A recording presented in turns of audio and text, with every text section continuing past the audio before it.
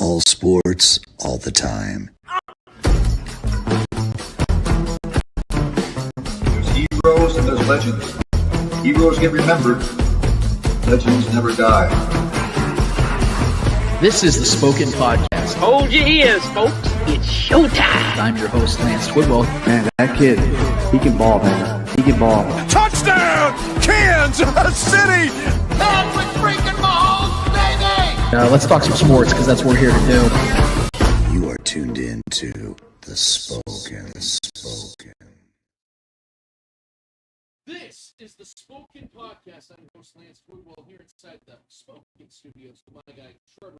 What's good? Episode 323 is in full swing, full motion. We're so happy to be here with you and for you to be here with us, whether you're live streaming, podcasting, or YouTube. We want to thank you so much for taking the time to be with us in this time as we have a shit ton to get into today, guys. I know that you guys are ready to talk today. I know I'm ready to talk today. It's been a fun-filled, awesome day so far, or a weekend so far, and I hope you guys are ready for it. I don't know if you guys are seeing it on the Twitter side. I'm not sure. Are you seeing it on our Twitter or not? Because I'm not so kind. If you're watching anywhere, if you're accustomed to watching it anywhere, go ahead and get to our YouTube side of things. We very much appreciate that. If you guys can go there, go to the Spoken Podcast, hit subscribe, hit notify, hit share, all that stuff. But we want you guys to get in the comments more than anything. We want you guys to make sure that you guys are a part of the show. It's a community-driven show. We don't want to just talk at you. We want to talk with you. So we would love it if you guys wanted to become a part of what we do here every single week at the Spoken Podcast. Did you find that by chance? I don't know if you saw that or not. It's so your personal X account is not connected to the StreamYard right now. It's just the Spoken one.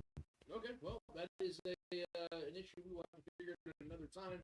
But I'm glad you guys are here regardless, because like I said, I know you guys, a lot of you guys watch on Facebook. A lot of you guys watch on other platforms, but we want to make sure this brand anyway, so it makes sense for us to make sure that's happening as well. But like I said, if you guys would be so kind, go there and do that, and we would love that. We're modifying some things as we are getting this thing situated for the season. We made some changes, so much needed changes, but nevertheless, we're going to keep this show rolling and do what we do here and have a blast every single week. And speaking of that, Trevor, how you doing this week? How's everything going for you? You're chugging along, ready to talk some ball today, bro. Had a late-ass game last night. I was yawning through it for the majority of it, but some good and bad to take away from it. Seemingly more bad than good tonight, but yeah, man. It's been a week. Ready to talk some ball. Ready to just have one weekend closer to some real live bullets, but ready to go, man. Yeah, you and me both, man. And like I said, guys, we're modifying things as we go, and I actually prefer live shows on just recordings of podcasts, and a lot of shows do that. So I'm not trying to like diss anybody that does that, but it's the thrill of doing a live show that I love the most, and I think that this is ideas and some things we want to do with this show that we haven't done before. But I hope you guys are ready for it. Actually, Trevor, I do believe that we are live on Twitter. Yeah, I just connected your Twitter. See, this is why I pay Trevor the big bucks, guys, because he does things in the back end that you guys will never know about. He doesn't get the credit. You guys think that I host this show, so therefore it's me. It's the guy in the back. So I appreciate Trevor, appreciate Clay for putting this all together. I'm over here stressing, but Trevor takes care of everything. Well, to me, that's a good step, and we're looking good on the show so far. But other than that, we have some sound issues on your end, Lance. So give us 1 minute, guys, while Lance adjusts his sound. Go ahead, Trevor, give people a little bit, because people always listen to me talk about what I think about the previous game or leading up to the game. Kind of gives people, because it was a late night, and if people can hear me, I'm going to hand this off to you. Let the people know what you kind of took away from last night's game, which is good. And I'll get into it. The chat is also saying I'm a little glitchy. I'm not sure. Is it glitchy in the sound, or is it glitchy in my movements on my screen? Give me an idea, guys. We had made some changes this past week, so we're working through some new things with a new setup here. So let me know in the chat if you guys can hear me. Is my voice glitchy, or is my video glitchy? Like my movements on the video side of things glitchy? John Harrison says he can hear me, but the low volume, nothing on Lance's mic. Ruben says that's better, Trevor. So everything on my end seems to be working. We're just working through Lance's sound, I would imagine, which has been an issue, guys. Sorry, we're working through it. This is always yeah, but Dustin Norton says may need to shut down and restart. I don't know if we're gonna have to do that. Just let us know if you guys can hear. All right, how do I sound, guys? How do I make sure that I'm getting picked up? Because it looks like I'm being picked up on the mixer. So I want to make sure that we're good here. This is the fun, like I said, this is the fun part about being live. Absolutely hate when this happens. I don't know what the changes are that we're gonna have to make, but we're gonna make them, I guess, and we're gonna have to figure that out. So let me know, guys, in live if that's changed anything, that's made it sound any better, any clearer. I don't really know what else to do other than just kind of keep going with it. So what's the live saying now? Everybody's saying mine's better, but nothing on your end yet. I'm not. Okay. Well, like I said, Trevor, go ahead and cook on what you saw in the game last night. And we'll go from there. Yeah, I mean, as far as what I was watching, Skyy Moore, for some reason, is on this football team. I can't really tell you why. I know he had that late garbage time kick return touchdown, and I know that he always has some kind of little thing that like just gets him by and just gives the coaches some reason to like, see, that's why he sticks around. That was a frustrating thing because he dropped several passes, muffed a kick return, a reception, and just several things that this guy does is always gives the fans reason to like, okay, why is he still around? And then he does one thing that gives the coaches reasons for him to stick around. Other than that, really liked what I saw from Bassa. That guy is looking like a true weapon. I like what he can do in coverage as well, let alone just being a guy that makes really good open field tackles, and he's really, really quick. But I liked what I saw from him. FAU's been making some good plays in the preseason. I think this is a possible – I mean, this has got to be the year, right? This is the year FAU is going to have to make some kind of name for himself, especially with his draft capital. I know we've talked about it on this show already for years. This guy's had chance after chance to really kind of put something together. I liked what I've seen out of him so far in this preseason. So I'm hoping this is a sign of something to come. Omar Norman Lott looked like he got a little banged up, so even more so reason for FAU to step up and be something on this defensive line. We're going to need all the help and on this defensive line, this young defensive line that we've trying to develop here. So hopefully Omar Norman Lott's okay. He had a little ankle issue there. Gelati's looked good in the preseason so far, so that's a good sign. But I really, really liked what I've seen out of FAU. Like what I'm seeing out of him as far as being just to finishing plays and being in the right place at the right time. He's looked pretty fast at getting to the tackle points. Like that, that's a good sign. We need him to be something, man. We need something out of him. Even if he's just a middling player, be something. Some kind of consistency in any way possible. Need that out of him. But I think the talk of the preseason, which is crazy. Oh, yeah, Ruben DeCruz. Noel Williams, man, has been awesome. Hopefully he's okay. I think they were saying he's in concussion protocol. Mike Edwards also went down. Yeah, there were several injuries in this game. That was really frustrating to watch. But yeah. Noel Williams has looked awesome. That guy's been all over the place. Bit of a smaller guy, but he flies around, and he seems to be in the right place at the right time. Seems to be a perfect kind of puzzle piece kind of guy for Spags' defense. Love having those guys. You want to test your mic? Yeah, I don't know if you guys can hear me or not. It doesn't look like it's picked up at all. So this is maybe a little bit there. How about that, guys? Can you guys hear you guys let me know. I apologize. Make sure that we can. I think there's some kind of like loose wire on your end. No, I apologize, guys. I don't know if this is getting better or not, but we'll try. We'll make sure and let us know if you guys can hear Lance at all. I like I said. We can hear you better, is what Max Watson says. Okay.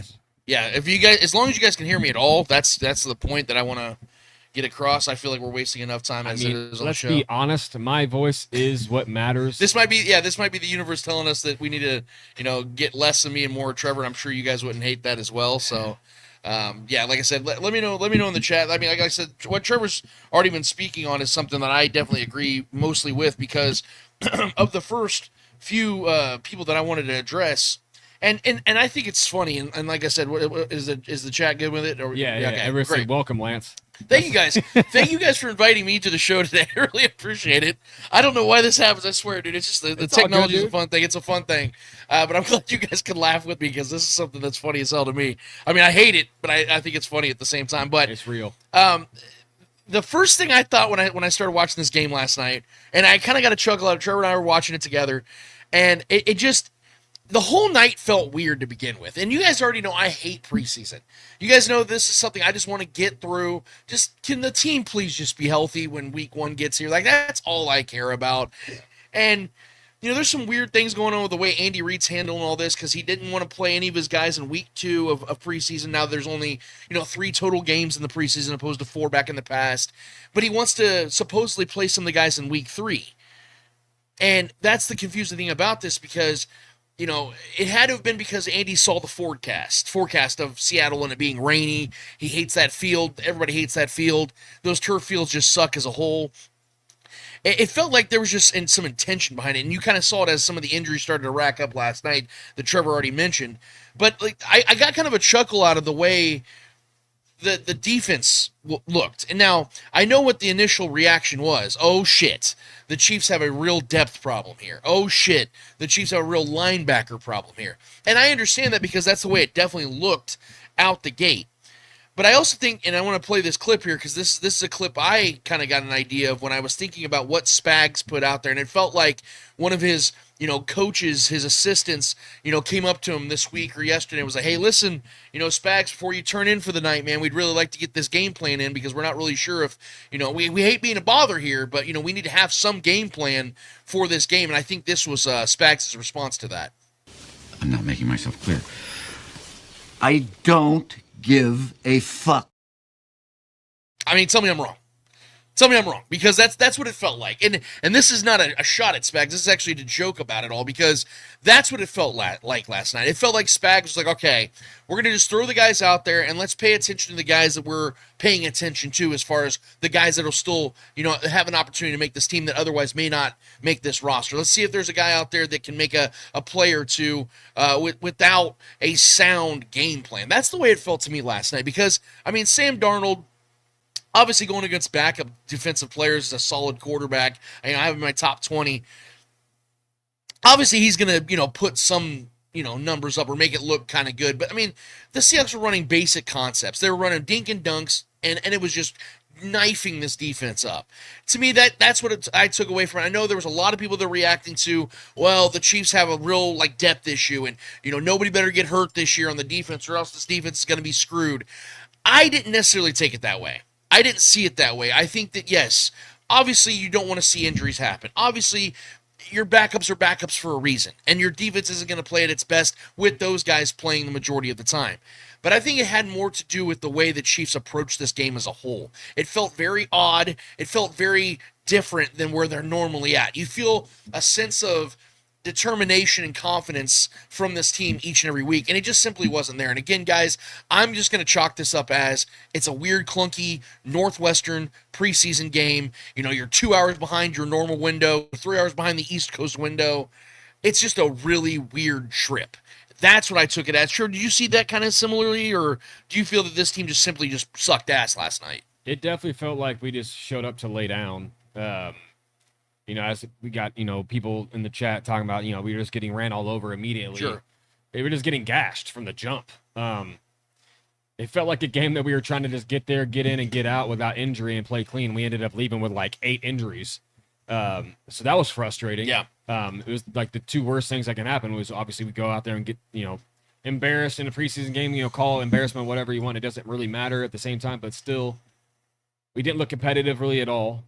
And then on top of that, we were dropping bodies. Yeah. And that was just a double negative, honestly. So, there's not much to take away from this game other than defense didn't look good. Offense really couldn't move the ball outside of Minshew looking fairly good, in my opinion. He looked good. I will say, though, I was going to say before you got your mic back on, it has been a bright side of Robert Tonyan looking the way he has. His tight end rooms looked really, really good. Right. Obviously, Kelsey hasn't had to play much, nor should he. But Robert Tonyan out here, Big Game Bob is what they've been calling him, I think. has gone out there and made a case for himself to be a really good, maybe a vocal part of this offense in this tight end room, let alone with, us having the GOAT, Travis Kelce, and, the rest of the guys that fill up this room. I mean, I have a lot of high hopes for, Noah Gray moving forward every year. He's seemingly improved. But, the game plan from Spags definitely looked lackluster. Andy Reid just wanted to avoid injury, and I feel like being kind of over avoidant of injury kind of leads you to more injuries sometimes. We were playing a little too cautious. And the rainy game in Seattle, that's kind of an ugly setting, especially for preseason. I'd rather just not play the game at all than rather go out there and risk all these guys, but it is what it is. When hopefully Norman Lott is all right. Norman Lott is all right with his ankle. He seemed to be okay. But hopefully Noah Williams doesn't have a concussion. That would suck. But yeah, man, bright side also, Brashard Smith definitely looked awesome. Yeah. So there's that too. Well, I definitely agree. I think that, and I was going to say this anyway, I do believe that the Chiefs have the best backup quarterback in the league. And I think that Gardner Minshew, I think he's the best. I think he's going to be the best backup quarterback the Chiefs have had in the Mahomes era. And that is respect to Chad Henne, Matt Carson Moore. Wentz. Yeah, Carson Wentz fine. But yeah, I think that Minshew gives an element to this offense that other quarterbacks the Chiefs have had in the past don't really possess at the times that they were the backup quarterback for the Chiefs. That makes sense. Yeah. Like, I love what Chad Henne brought. We have an affinity for him, the 3rd and 14 play, and then he converts the 4th down with Tyreek Hill. We appreciate everything Henne did. That's not a knock on Henne, but there's a higher skill set and ability in Minshew's, now current time, because this is the prime years of Minshew's life. He's 28, 29 years old. This is the time for him to play his best football, which is why it was kind of so shocking that he was, came to Kansas City to be a backup quarterback, when I feel like there's a market where there's always like 3 to 5 teams in the league that need a good quarterback to spot fill. But with the Giants going and getting Russell Wilson and Jameis Winston, you look at teams like that, and then like the Panthers, drafting Bryce Young and having Andy Dalton, and there's a lot of, it's a very unique situation for a guy like Gardner Minshew who doesn't have a lot of options. So I think that he's utilizing this opportunity to go and get himself another opportunity elsewhere, and I think that the Chiefs can capitalize on this. Now, obviously, we never want to see Gardner Minshew on the field unless it's a 40-7 blowout the Chiefs have in the 4th quarter, and Patrick goes and grabs himself a visor. That's the only time you really want to see Minshew in any actual game, or in Week 18 when the Chiefs have already clinched the 1 seed or their position in the playoffs, unless you ask Jason McIntyre, of course. But I think that the Chiefs have a really good situation at quarterback outside of their starting quarterback, and I really appreciate this from the Chiefs' perspective, that they value backup quarterbacks because they know how this league is and what can happen, and so I really do appreciate that. I also want to address, and I was getting mentioned quite a bit last night because people know that I am the the pioneer, or not pioneer, but probably the biggest fan of the Kingsley Club. You guys know that I'm a Kingsley 𝚂𝙾𝙳 guy. But he had a very Jekyll and Hyde night last night. You saw how great he looked in the run game. He was pushing fools around. He was, his footwork looked really good. His strength looked awesome. He was pushing forward. He looked like a really legitimate starting left guard in this league. And then there was a couple pass protection snaps where he got put on his ass and tripped. I think he tripped over, it was a Kareem Hunt or Isaiah Pacheco's foot. And obviously that's not his fault. That's going to happen. You want to make sure you have your footing down as much as possible as a guard, because you don't want to be setting your quarterback up for a blindside hit. But I think given the totality of what Kingsley is expected to be in this offense, I think he could have definitely played better last night. Again, the conditions were bad, and he is still learning the position. But, I mean, man, we're a couple of weeks away, 3 weeks away from real football. And we need to make sure that the guys that are starting on this offensive line are the best guys starting. And as big of a Kingsley guy and believer that I am, I want to make sure that he is that. And I needed to see a little bit more from him. I like the fact that his run blocking looks really good, because that's a nice pairing of him and Trey Smith at the guard position, because both of them seem to be awesome at run blocking. But the pass blocking is going to have to be a lot better, because we know this is a pass-first offense. Yeah. We know Patrick Mahomes is going to have 600-plus pass attempts this year. This is never going to be an offense that's, running the ball 25, 30 times a game. So I'm glad you got it down, but Kingsley's got to get better at pass protection, and that's coming from me, guys, so you know it's real. When it's, me giving critiques like this to Kingsley. I need to see better than what I saw last night. But I will say, Josh Simmons only continues to elevate my confidence in him. That dude's an athlete, man. And I want to reference something Trevor said last night before the game was just getting going. Him and I were talking, and Trevor said something about how, because I was talking about, you guys have heard me talk many times this offseason about how I believe this draft class for the Chiefs could very much contend with that 2022 class that Brett Veach absolutely cooked in when he got 6-7 legit hits in that draft class. I think this class could be that as well. I really do. Yeah. And I was talking to Trevor about that, but Trevor said something, and I don't want to steal your words. You can actually, speak it better if you want to, Trev. But no, go for it. He's what basically Trevor told me was, even if the rest of the class is very mediocre or there's misses across the board, but Josh Simmons becomes a top-tier left tackle, that was worth it. That's an all-time draft. It's an all-time draft. You get a guy that can be your left tackle for 8 to maybe a decade, 8 seasons at least. That's going to go down as one of the best drafts in Brett Veach's history. As long as he hits. Right. And he's elite. He becomes a top 3, top 5 left tackle in this league. That's a massive win. Josh Simmons, how hard that is to find? If Josh Simmons can be the left tackle for the next chapter of Patrick Mahomes' career, to where you get him through his prime years and into his twilight years, especially during a dynastic run. Yeah. In the middle of a dynastic run, you find an elite left tackle in the draft. At the very end of the first round. That was a value in the draft. When does that ever happen? Yeah. You don't just, like Trent Williams was a top 12, 13 pick. Yeah. You go down the list of Jonathan Ogden's and all these other guys, they're all early first round picks. Yeah. Very rarely do you see guys that are second, third, fourth, beyond picks that become all-time great left tackles, or even just like top-tier left tackles. Josh Simmons, to me, is showing us, and you said it too, like about how he's got such an athletic build. He's not fat. He's a lean lineman. Yes. He's not an oversized guy. And those are the guys that usually stay the healthiest and have the longer careers. Because look at the guy that everyone says he could become is Trent Williams. That's insanely high praise. That's maybe the greatest left tackle ever. Yeah. But they're built the same way. Trent Williams was also a very freakish, athletic left tackle. They were talking about in practices, Trent Williams would be out there running routes with receivers. Yeah. Like, that's insane. Dude, they say when they play pickup basketball, he runs point. Yeah. Like a 6'5", 317-pound man out there running point like he's freaking John Stockton. Like, what the fuck? What is happening? Yeah, so Simmons, to me, I'm not saying he's going to become Trent Williams. Right. That's Jeff Allen. Jeff Allen's much more smarter at this shit than I am. But that's what he's saying. But optically, man, yes, he just looks like he could become a top-tier left tackle. Just like his build, his athleticism, his grit, his strength. His abilities, man, look like it can unlock some things. And you guys remember, I was the one that was saying that I think he's a 2026 player. Yeah. So I've come full circle on this. I could be wrong about that. 100%. And it's not that it was not a lack of belief in what he could become. It was that I'm saying when you look at an injury that severe, they're like, man, how does a guy recover that quickly? And I don't know how he did it. I mean, he must be a test tube baby or something, because I don't know how a human being recovers from that kind of injury that quickly and looks this great already. So I think he's still gonna have growing pains. The front half of the regular season for the Chiefs, that's gonna be a hell of a test for him, because there's some really good pass rushers in the first month of the season for the Chiefs. Kudos to the Chiefs front office for doing their due diligence in the drafting process to get the value of him.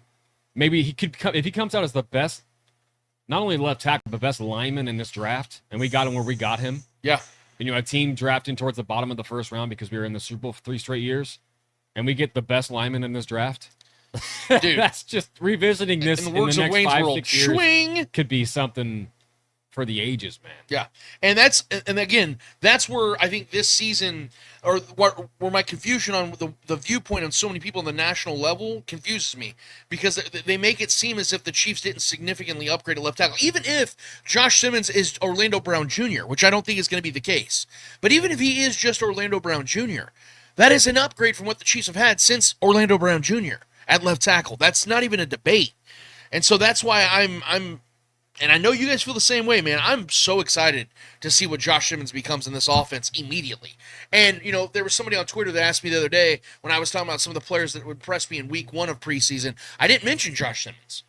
And somebody had asked me, well, where's he at? And I said, guys, when you're a first-round pick, and in my opinion, and a lot of people's opinion, the best tackle in the draft, and you're showing what you've done already in training camp, it's no longer about being impressed. It's about expecting it now. When we saw Patrick Mahomes do what he did in preseason and training camp and all those things, his first season in 2017 when Alex Smith was still the quarterback, it was no longer about being impressed. It was about, oh, okay, that dude is the dude. He is him. Him. And now I'm expecting it. Now it's something that I'm putting on him of, okay, this is who you are. You're standardizing yourself. And that is what Josh Simmons has done. He has standardized himself through his own play. Therefore, I now expect it, especially when you are a first-round pick. And you know, this kind of segues, and I don't want to get into my negative stuff too much, but this is kind of what I want to segue to for a couple of people. And Trevor, you already talked about Robert Tonyan, so I don't want to talk too much about it, but I 100% agree with you. I think he 100% makes this team. I am on team #team4 tight ends. I think the Chiefs should keep obviously Kelsey, Noah Gray, Wiley, and Tonyan. I think Tonyan has more than earned his place on this team, and with the wide receiver room, I think, pretty much locked up, and we can talk about that in a minute as to what the lockup actually is as far as who's going to make the team. I think having 4 tight ends, given Kelsey's age, and not knowing if Noah Gray is actually a guy that you can rely on all season long as a guy that could be your tight end 1 if need be. The volatility of Jared Wiley's knee and health concerns, I should say. I think Robert Tonyan being that veteran who's getting a second chance at life at the NFL, because like you said last night, he disappeared for years. Yeah. And then all of a sudden he's showing that he could become something again.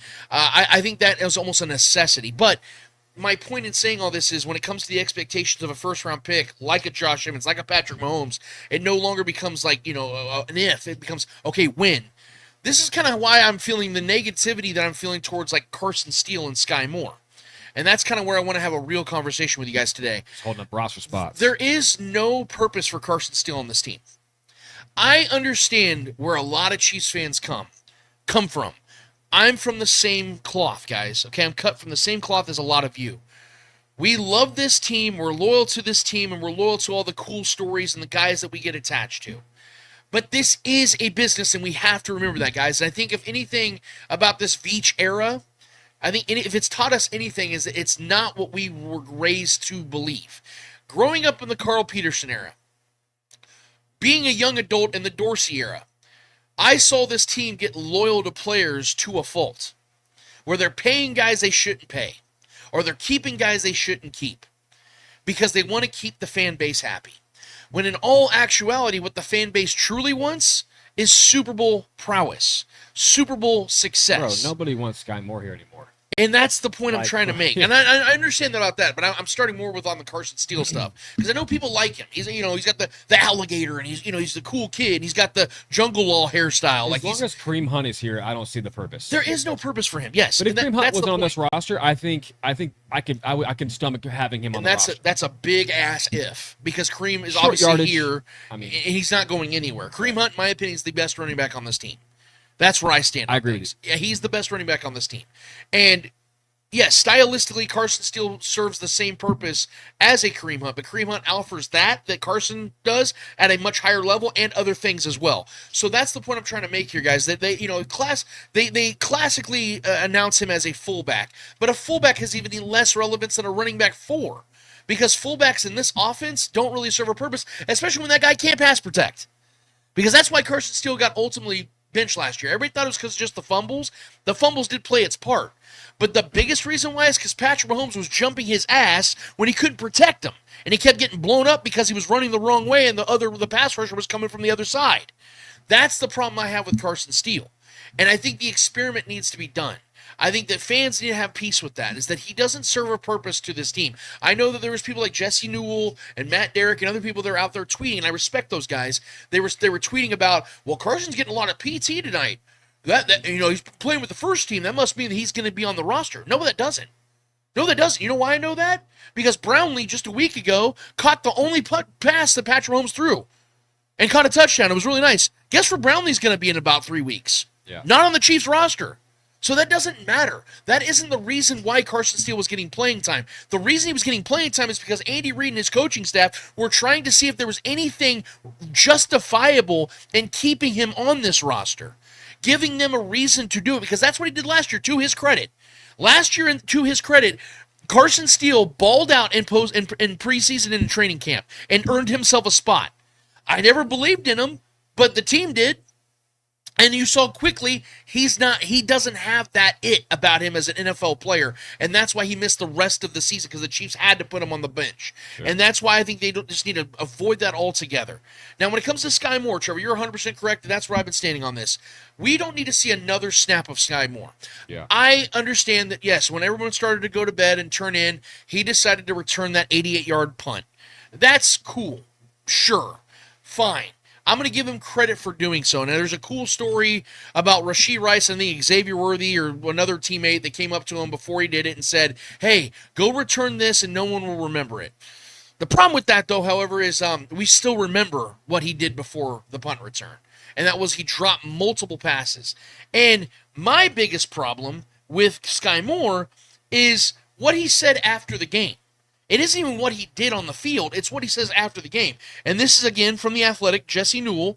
This is the quote from Skyy Moore, Trevor, on his drops. Quote, I tried to catch everything with my body. I've got hands for a reason. Catch it with your hands. I feel like those are easy fixes. Biggest thing is just stay out of my head. Just play ball, end quote. We're talking about a player in his 4th NFL season talking about learning how to catch a football. Yeah. If this was a rookie, hell, I'll even give him a second-year player.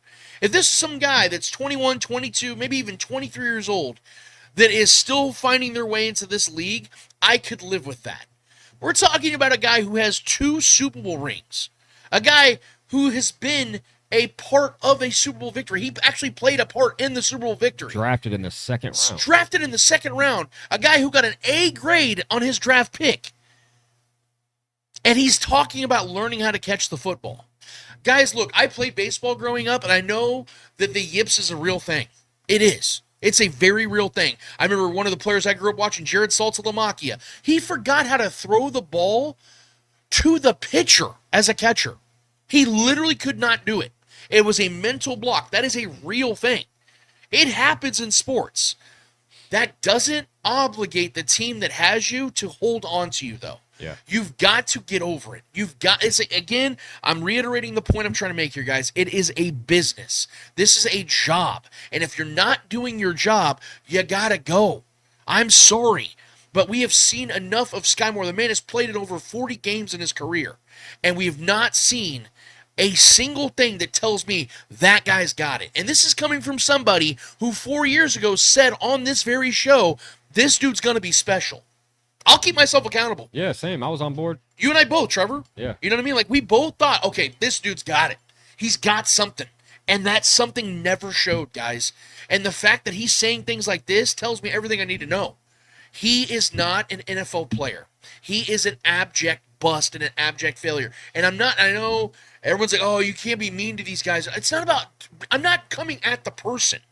I'm talking about the performance. I'm talking about the player. I could sit here and talk about how someone could be a shit employee, but the person, I could go have a beer with. I could have a good conversation with. I can get along with. Hell, might even become BFFs with. But at their profession, they may suck. And that's just the reality of it.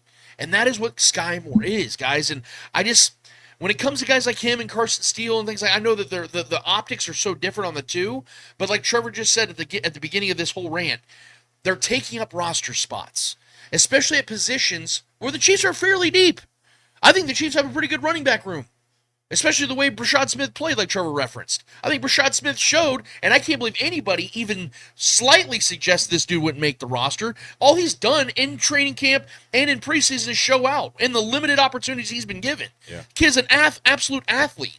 So, and there's even reports that he might take over punt return duties, which would threaten Nico Remigio. So there's a lot of things moving on in these wide receiver and running back rooms that tell me or pose the question in my mind, then why would you hold on to guys that are just going to be taking up snaps? So that's where I stand on Trevor. I don't know if you have anything to add to the Skyy Moore situation, but watching him last night and just seeing just the body language and then hearing him talk like that, it's like, what are the Chiefs holding on to? Well, that's like I said about the situation with Skyy Moore. He was awful all night, and then he houses a whole fucking kick return. It's like, bro, of course. Yeah.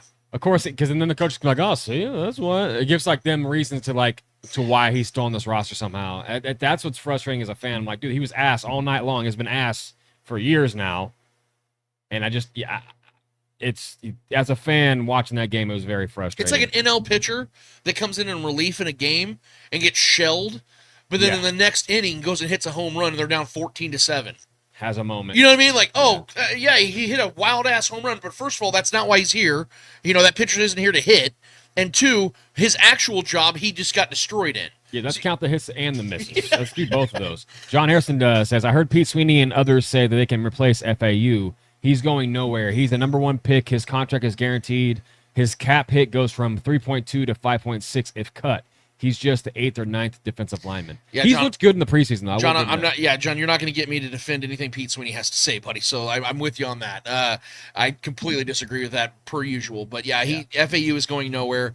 The Chiefs have given Skyy Moore 4 years as a second-round pick. You don't think they're going to give FAU a first-round pick, a local kid, 4 years? You're absolutely mistaken. You have 5 years of control on a first-round pick. The Chiefs are not going to cut a guy unless he can't make the football field. Like if FAU was just constantly getting hurt and just wasn't available, that'd be a different story. But he hasn't even gotten his real chance to play yet. That's why I haven't fully given up on FAU. I'm not saying he's going to become a star player. I don't think that's a reality. I don't think FAU is ever going to become like a 15-sack guy. I don't think he's ever going to become that. But could he become a 6 to 7 sack, 8-sack guy? Yeah, I do. I do believe that. I think he's got that potential. Good. Yeah. I just want more, man. It's like this. Do I think he could become Mike Dana? Yeah, I do. Yeah. Is that worth the first-round pick? No. But could he become a good player in this league? Because we talk about all the time, Trevor, about how, if you look at where guys are drafted, the percentages of them becoming good players is so minimal as it is. First-round picks, I think it was 25% of the time actually even become a good NFL player. We're not even talking about that's not even regarding the fact of as the last pick of the first round. That's why getting Josh Simmons the last pick of the first round is so insane. It had to be a special situation because otherwise Josh Simmons would have been like the 7th overall pick because he was the best tackle in this draft. The only reason people didn't take him is because of his injury concern. Yeah. So FAU being the back into the first round, you have to consider the fact there is a significant chance, over 70% chance, he doesn't become something. Yeah, Go for KC Forever on YouTube says the FAU pick was a BS pick because he was from KC.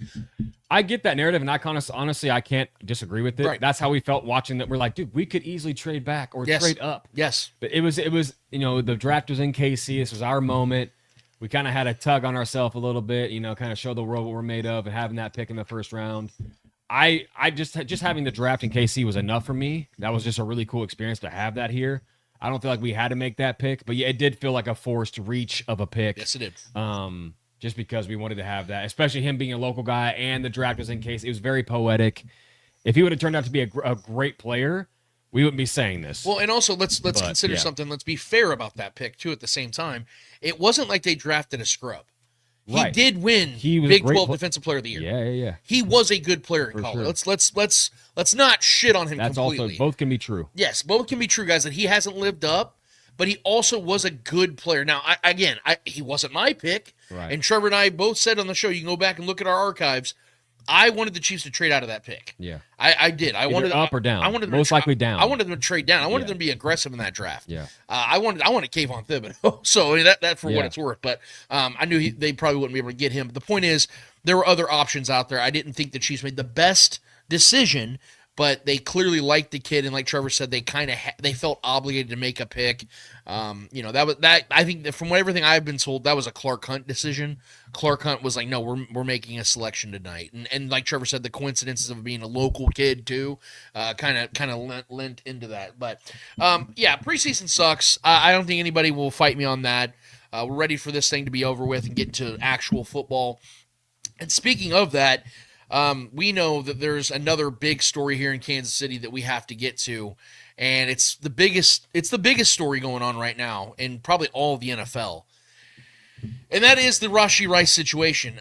We have gotten new developments throughout the week as far as what's going on or what people think is going on, except Mike Florio, who just doesn't know what the fuck is going on. Even though he's been schooled schooled numerous times by Nick Wright and several other people. He's still trying to play this conspiracy theories bullshit game. But someone who's actually in the know from NFL Network, Tom Pelissero, gave an update right actually before the Chiefs game last night in Seattle about where we are with the Rashee Rice situation. If we go ahead, Trevor, and play that video and give the people the update on where things are at with the Rashee Rice suspension. All right, Rashee Rice pled guilty last month to 2 third-degree felony charges stemming from a car crash at high speeds back in March of 2024. The expectation is Rashee Rice is going to be suspended for a portion of the 2025 season. The question now is how much? My understanding is the NFL initially proposed a lengthy suspension, double-digit games for Rashee Rice. The Players Union and Rashee Rice's attorney and agents argued for a much shorter suspension, in part because there is no precedent for suspending someone for over half the season in a case like this. So as you mentioned, there is a September 30th hearing set before former federal judge Sue L. Robinson, who previously heard the initial Deshaun Watson case several years ago here. But there is still a possibility that the sides could come together and agree to a settlement on a suspension that would allow Rice to be suspended at the start of the season. If not, then he would be eligible for at least those first 3 games. But given the fact that not only the decision-making process, but potential appeals could extend that process into October or November if it goes before Judge Robinson, this is something then that could potentially jeopardize his availability for the postseason. A lot to consider as this case moves forward. I see a lot to chew on. I know that clip was only about 1:20, but there's a lot said in that video. And look, Trevor and I, we've been racking our brains all week long. I'm sure Trevor's been, paying attention to everything on his own. I've been paying attention on this whole situation as it develops, and I feel like we're not even anywhere near the end as to where we're gonna, get a resolution or finalization on what's gonna actually and ultimately happen with Rashee. I can only look. We're not here just to report the news on this show. There's a lot of other shows like that. We're here to also give you guys our opinion and get your opinion as well. So I definitely want you guys to hammer home your opinion in the comments today about this situation and how you see it being resolved, how you'd like to see it resolved. But just to kind of give you guys my viewpoint on this as a whole, you guys know where I've been since day one. I told you guys that I fully expected Rashee Rice to get suspended for this last season. I said it was probably going to be a 4 to 6 game suspension because I felt like the NFL was going to try to come down on Rashee a little bit, make an example of him. This, of course, was before Jordan Addison committed his second act of a DUI and then ultimately got suspended for 3 games just a couple of weeks ago. Where Mike Florio and other people that are trying to theorize in a tinfoil hat type of way, that where they're actually right in all this is that Rashee Rice and Jordan Addison had their plea deals finalized on the exact same day, which was July 17th. The difference now is the way it's being handled by the NFL. The NFL handed down Jordan Addison, a multiple offender, 2-time DUI contributor here. Thanks a lot, Jordan. A 3-game suspension, and it was done quick. And then everyone's like, well, now Rashee Rice is going to play for the first 4 games. This is fucked up because the Chiefs now get him in the toughest part of their schedule. Like my guy Nick Wright was saying yesterday on First Things First, yeah, the first 4 games of the schedule are pretty fucking tough, even though people want to just overlook the fact they're playing the Giants. But then after those first 4 games, the Chiefs play the Lions. They have a divisional game against the Raiders. They play the Commanders. They go to Buffalo. Then they have a bye week and then go to Denver. They have the Cowboys. They have at Dallas on Thanksgiving. They have the Texans. They have another divisional game with the Chargers. They have another divisional game with the Broncos. They finish off the season in Vegas against the Raiders. So where in any of that was a stretch of games that's easy for the Chiefs? Because as I recall, the Chiefs had another first-place schedule. And they have a very tough NFC North on their schedule this year. I'm sorry, not NFC North, the NFC East, I apologize, NFC East. They have the Lions because they're a first-place team, I apologize. But the NFC East is good this year, or expected to be good this year. Should be. So what part of this did the Chiefs get away with anything? And first of all, and second of all, we don't actually know if that's going to happen because as Pelissero said in this clip, This could still be settled before September 30th. The only reason it's happening on September 30th is because 𝚂𝙿𝙸𝚂 has an opening for her schedule in that regard. And that's actually where I want to segue in all of this, guys. The most important part of all this that I want us to focus on. Because we all, I think, deep down agree. Anybody with any integrity or a heart and soul would agree that Rashee Rice deserves to be suspended. That's not a debate. I'm not going to ever sit here and say, he should get away with this. No. He should suffer the consequences because he was being an idiot. And he needs to learn from this. And I believe he has. Because he's kept his nose clean ever since now. Maybe he's just putting on a show. That could be it. But I do believe that Rashee's got a good heart. I don't know the guy, but from everything I'm hearing, he has done the right thing. He's been very charitable. He's gotten all of his stuff done. He's going to serve a sentence. He has not done shit since. And I'm going to give him credit because I believe human beings deserve a second chance. And he's a very young guy. And I remember being 25 years old. And I was also a dipshit. Kind of still am. But the point I want to focus on all of this, guys, is I want to focus more on the NFL side of this. Because as you also heard in this Pelissero report, the NFL was trying and is still trying to give Rashee Rice a double-digit game suspension. The only comparisons we can really use of recent memory is Deshaun Watson, who ultimately got 11 games. 𝚂𝙿𝙸𝚂 originally voted it as 6. The NFL appealed that ruling, ended up getting 11 for Deshaun Watson. And Justin Tucker this last year getting 10 games. You ask the question, why would those guys get double-digit games? Well, maybe it has something to do with them being fucking creeps and having sexual assault, sexual abuse scandals and allegations attached to them.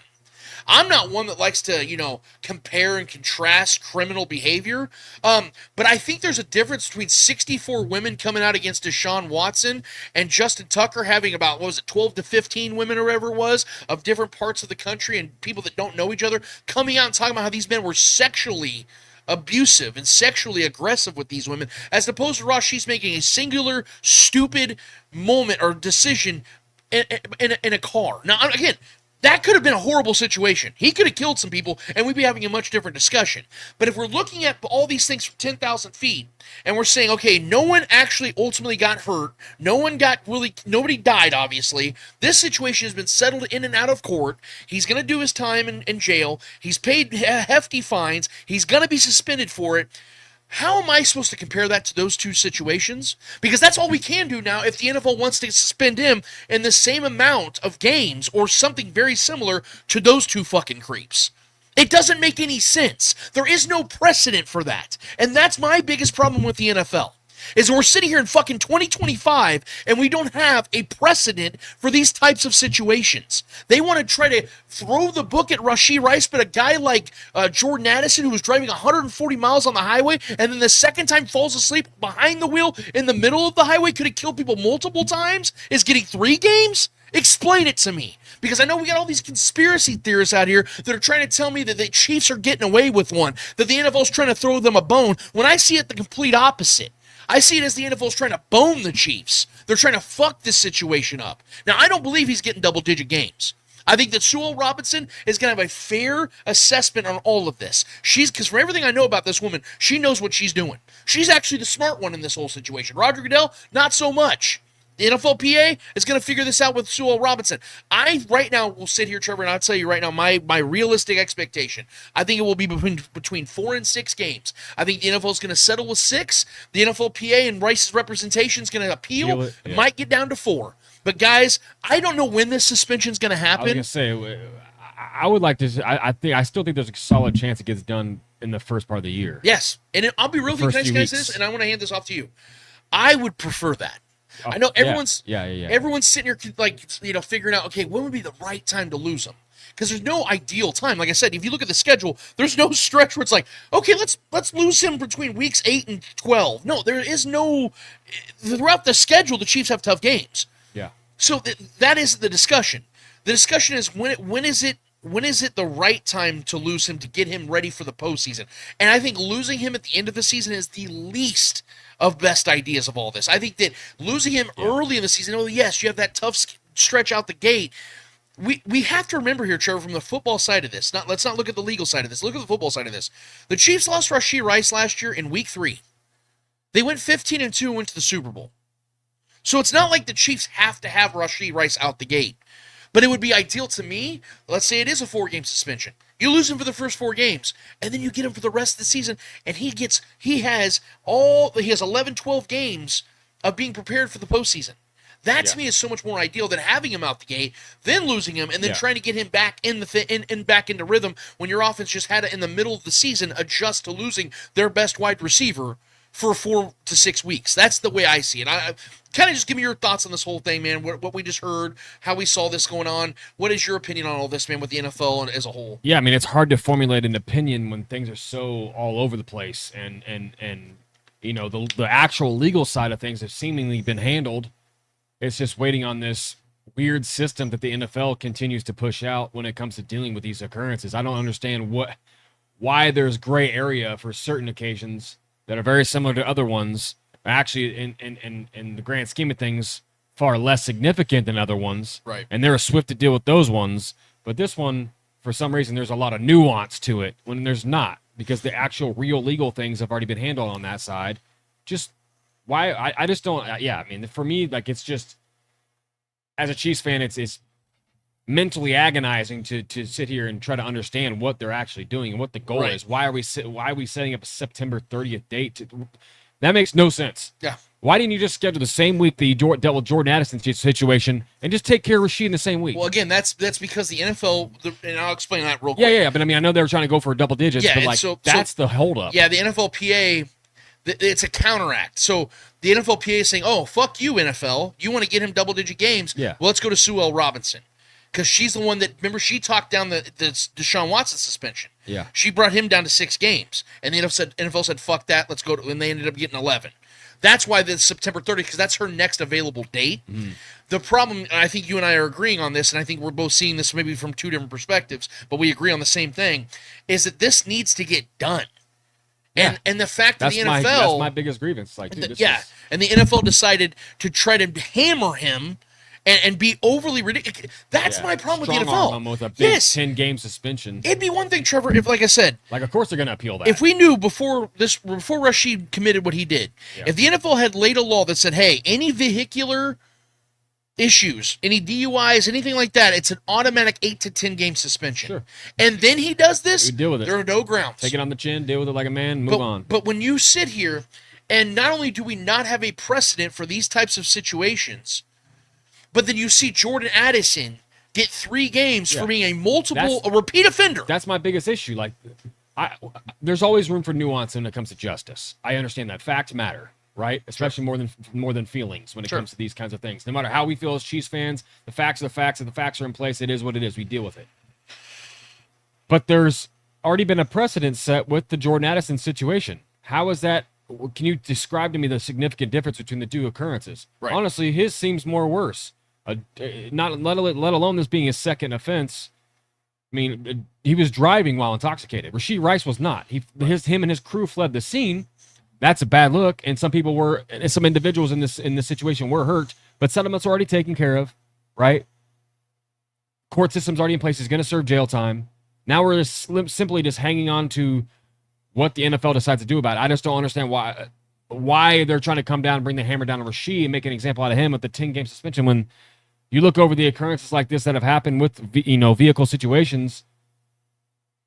None of them have been that significant. Right. So why it's something. It just seems a little fishy to me, man. Like, I don't know why this is becoming such a big issue for the NFL to take care of when we've had several occurrences like this happen over the years, over the decades, and it's been 3, 4, 5, maybe 6 games tops. Right. And the severe cases with sexual stuff, like with the other guys, it's been 10 plus, season plus, whatever, and that makes a lot of sense. But this one, I don't know, man. I'm honestly, I don't have too much words to put it here because I'm kind of at a loss. And that's the if I had to make a headline for all this is the NFL needs to mandate precedent. They need to prioritize precedents.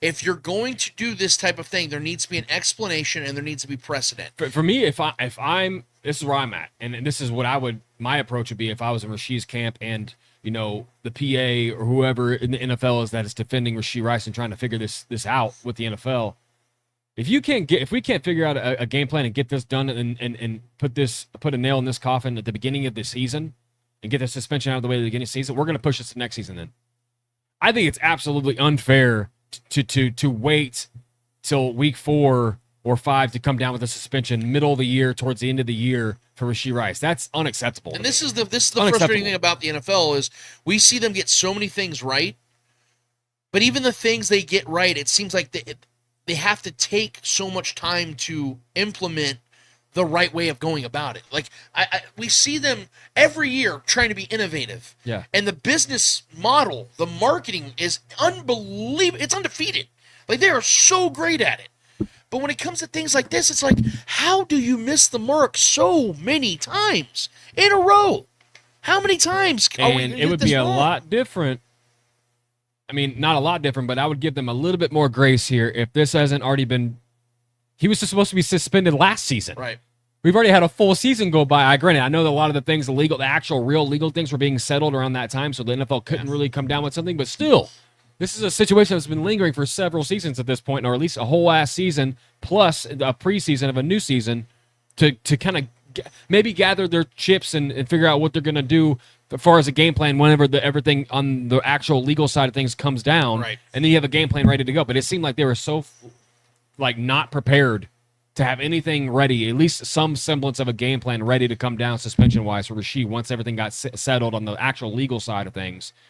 It's just, honestly, bro, it just feels lazy. And when I talk about lazy, this narrative that's being created by, like I said, Florio and Steven Ruiz and Warren Sharp and these guys that at times can be really smart dudes is so fucking stupid that you think the NFL is basically trying to lend a hand to the Chiefs by getting them through the first 4 games of the season because of also its prime games. Again, the Chiefs, I believe, have 8 primetime games this year throughout the schedule. Now, I know that the first game against the Chargers is the YouTube game. You know, they got all these other games of, big Monday Night Football games, Sunday Night Football games, ESPN, Fox, all that stuff, right? I understand that those games all happen early in the season as well for the Chiefs. But, guys, when was the last time you turned on a Chiefs game for Rashee Rice? Ask anybody outside of the Kansas City market right now that watches whenever the Chiefs are on. Ask them where he ranks on the players that outside you go of fantasy to. Yeah, players. well, sure. Yeah. But I'm saying, how many times have you turned, you're not a Chiefs fan, okay? Somebody that's watching this right now, listening to this. When was the last time you turned on the Chiefs game and said, man, I'm turning this on to watch George Karlaftis? No, and that's not a knock on George, but we all know that he's not the star you're there to watch. We all know the casual viewer is at the bar or at the restaurant or at a place that shows games. They're watching the Chiefs in particular for Patrick Mahomes, for Travis Kelce. Yeah, hell, even Chris Jones. Yeah. You can even say Chris Jones or whatever the case. It's not Rashee Rice. So this idea that the Chiefs need, the NFL is trying to lend a hand for the Chiefs to have Rashee Rice for ratings is absolutely absurd. And the idea that they need him to win games is even more absurd because, again, the Chiefs won 12 games without him last year in just the regular season and got to the Super Bowl without him. He's their best receiver. And it still didn't stop them from doing what they wanted to do to get to the Super Bowl. And again, guys, there is no pocket of this schedule that tells me, oh, this is the best time for them to lose him. There is no ideal time. There is no ideal time to lose Rashee Rice, but they're going to at some point. And the reason why, again, let me reiterate this for anybody that doesn't know, the reason this is happening on September 30th at this time is because of Sue L. Robinson's schedule, and she has been summoned to take over this ruling and give the NFL and the NFLPA, along with Rashee Rice's representation, an out or at least a resolution to go off of. That is why that's happening. It's not because the NFL is trying to delay anything. In fact, it's the opposite. The NFL wants this suspension to happen right now. I guarantee you the Chiefs, if they told you, and we've seen people in the comments saying it, the Chiefs want to know now because they want to be prepared come week 1 as to what's happening. Yeah. You think they want to linger into the season? Hell no. Nobody wants that. I believe the Chiefs have a contingency plan in place. Obviously, that's why they drafted a damn near clone of him and Jalen Royals, in my opinion. But yeah, man. I mean, there's too much mystery, and that's not fair. It's really not. This situation is not fair. What they're doing to the Chiefs right now, or Rashee Rice. You know what I mean? Let alone the guy coming off a significant injury. He's just trying to get back. I mean, we're all for the discipline. We're all for justice being served. Right. But this is the slowest form of justice I've seen in a while in the NFL. It's taking forever, and it's a pretty simple case in my opinion. Right. I don't understand. Like, you're handling these other ones that are in the same vein swiftly, and then we're just gonna sit on our hands when it comes to this one, or not only sit on our hands, come down with swifter justice for some reason, hefty justice on this one, make an example out of this one, and then give a slap on the wrist to the second time offender. That doesn't make any sense to me. Doesn't make any sense at all. It feels intentional. It feels nasty. It feels ugly. It feels lazy. I don't know, man. Well, I'm going to get to you guys just a second. It's 12 o'clock, and I definitely want to get to speak in just a second. I have two little minor things I want to address before we get to the questions, Trevor. And please, if you guys have questions, if you're not already dropped them, go ahead and put them in the comments now, and I want to address as many questions as we possibly can. I haven't watched the Kingdom doc yet. Yeah. But what I will say, from what I do know about the Kingdom doc, there's a lot of really good shit to chew on. I've been hesitant to watch it because I know how it ends, and I don't know if I have the emotional fortitude to go through that all again. That's going to be very difficult. I've had this like I told you guys, this has been probably the roughest offseason by far the roughest offseason in the Mahomes era for myself, where I almost had to step away from talking sports for a while because that was such a rough loss. So it's going to be difficult to relive that in that moment. I am, however, looking forward to the Andy Reid stuff. Watching him and Patrick Mahomes, Chris Jones, and Travis Kelce go to the caves. We saw a little glimpse of that last night when they basically go to the Chiefs Smithsonian and they hang out with Bob Moore, the Chiefs historian, and go over some stuff. And, seeing Andy Reid get emotional, that's going to be tough to watch, but I think it's a good thing. The whole don't judge part of it when John Harbaugh talks about that being an understudy of Andy Reid's. I'm looking forward to a lot of this stuff. Brett Veach's daughter sending him writing the note says Mahomes no matter what. But that's kind of that's kind of where I want to segue though, Trevor, because there is no question in my mind. I'm glad that Brett Veach is the Chiefs GM. I'm so happy that he's taken over. He is a big reason why this Chiefs team is where it's at. No question about it. But I hate the fact that they haven't mentioned John Dorsey in it. John Dorsey deserves a lot of credit for what, and again, I don't like some of the decisions John Dorsey made with contracts. I think he made some bad decisions with some of the contracts on some veteran players for sure. But John Dorsey is the reason why the Chiefs is a big reason why the Chiefs are a dynasty. Why do I say that? Well, just look at the who would you say, Trevor, is the three most important players for the Chiefs since 2018? Or no, I'm sorry, since the dynasty started. Yeah, 9-5-1-5-8-7. Yeah, 100%. Chris Jones, Patrick Mahomes, Travis Kelce. Yep. Who drafted all three of those players? John Dorsey. Now, I get it, guys. You could say, well, Brett Veach was the one that scouted Patrick Mahomes. He scouted Chris Jones. That's very true. And to Brett Veach's credit, has extended all three of those players. Multiple times, in fact, for some of them. That's all fair. But, guys, if we're going to give Brett Veach credit for drafting Trent McDuffie, George Karlaftis, Isaiah Pacheco, any player you name right now over the last 6-7 drafts, you give Brett Veach that credit. We're not sitting here talking about, but, Steve Winters, scouted them. No one's saying that. They're giving credit to Brett Veach. Okay, so we got to do the same thing with John Dorsey. John Dorsey was the launching pad, the catalyst, but Brett Veach has been the one that's created the sustainability. Yes, 100% correct. Yeah. That's why I don't like the fact that, and I understand that John Dorsey was fired, and maybe John didn't want to be a part of the doc. I do believe John Dorsey would have blew this. He would not have been able to sustain this. No. But as far as identifying talent and bringing talent to this team, yeah, he was an incredible catalyst. Yeah, I definitely don't believe the Chiefs would go to 7 consecutive Right. AFC championships, go to 3 consecutive Super Brett Bowls. Veach has been incredible. That's why Brett Veach is the GM of this team, and I think he's the best GM this team's ever had. Yeah. But I was kind of hoping, from what I know, they don't even mention John. I think that's kind of fucked up. Again, maybe John didn't want to do it. He can come back and be a scout. That'd be great. I think he just deserves to have at least a mention of, Dorse helped, like how Andy always called him Dorse. Yeah. Dorse helped us get to where we're at. He did. You can't tell the He's story. a lovable guy, man, with his out there Dude, with I met him several sweaters times. and 90 and 105 degree weather. I never understood it. When I'd be at training camp and John was right next to us, I'm like, John, how the fuck are you doing Just this? soupy. He Just was soupy he was always nice to me, man. Yeah. Whenever I talked to him at camp, always a super nice Seems dude. like always seemed like a cool guy. Never had any problems with John. Like I said, I didn't agree with some of the contractual decisions he made with like Eric Berry and even Justin Houston, who I love, but he paid those guys ridiculous amounts of money when it didn't bode well. And I just kind of wish they would have done that. But I'm going to watch the doc this weekend. Yeah. I'll let you guys know what I think of it as that comes about. But that was something that stood out to me. And one more thing. I know you guys are probably wondering and wanting to ask about it. I'll get this out of the way. I watched about 10 to 15 minutes of the New Heights podcast with Taylor. We don't talk a lot about Taylor on the show because honestly, guys, I'll be square with you. I've never really listened to Taylor Swift's music. I knew she was, obviously. She's insanely famous. Always has been. But I wasn't really familiar with her work. I definitely didn't know real much about her. Even as we saw her and Travis Kelce start to date, I stay out of people's personal affairs.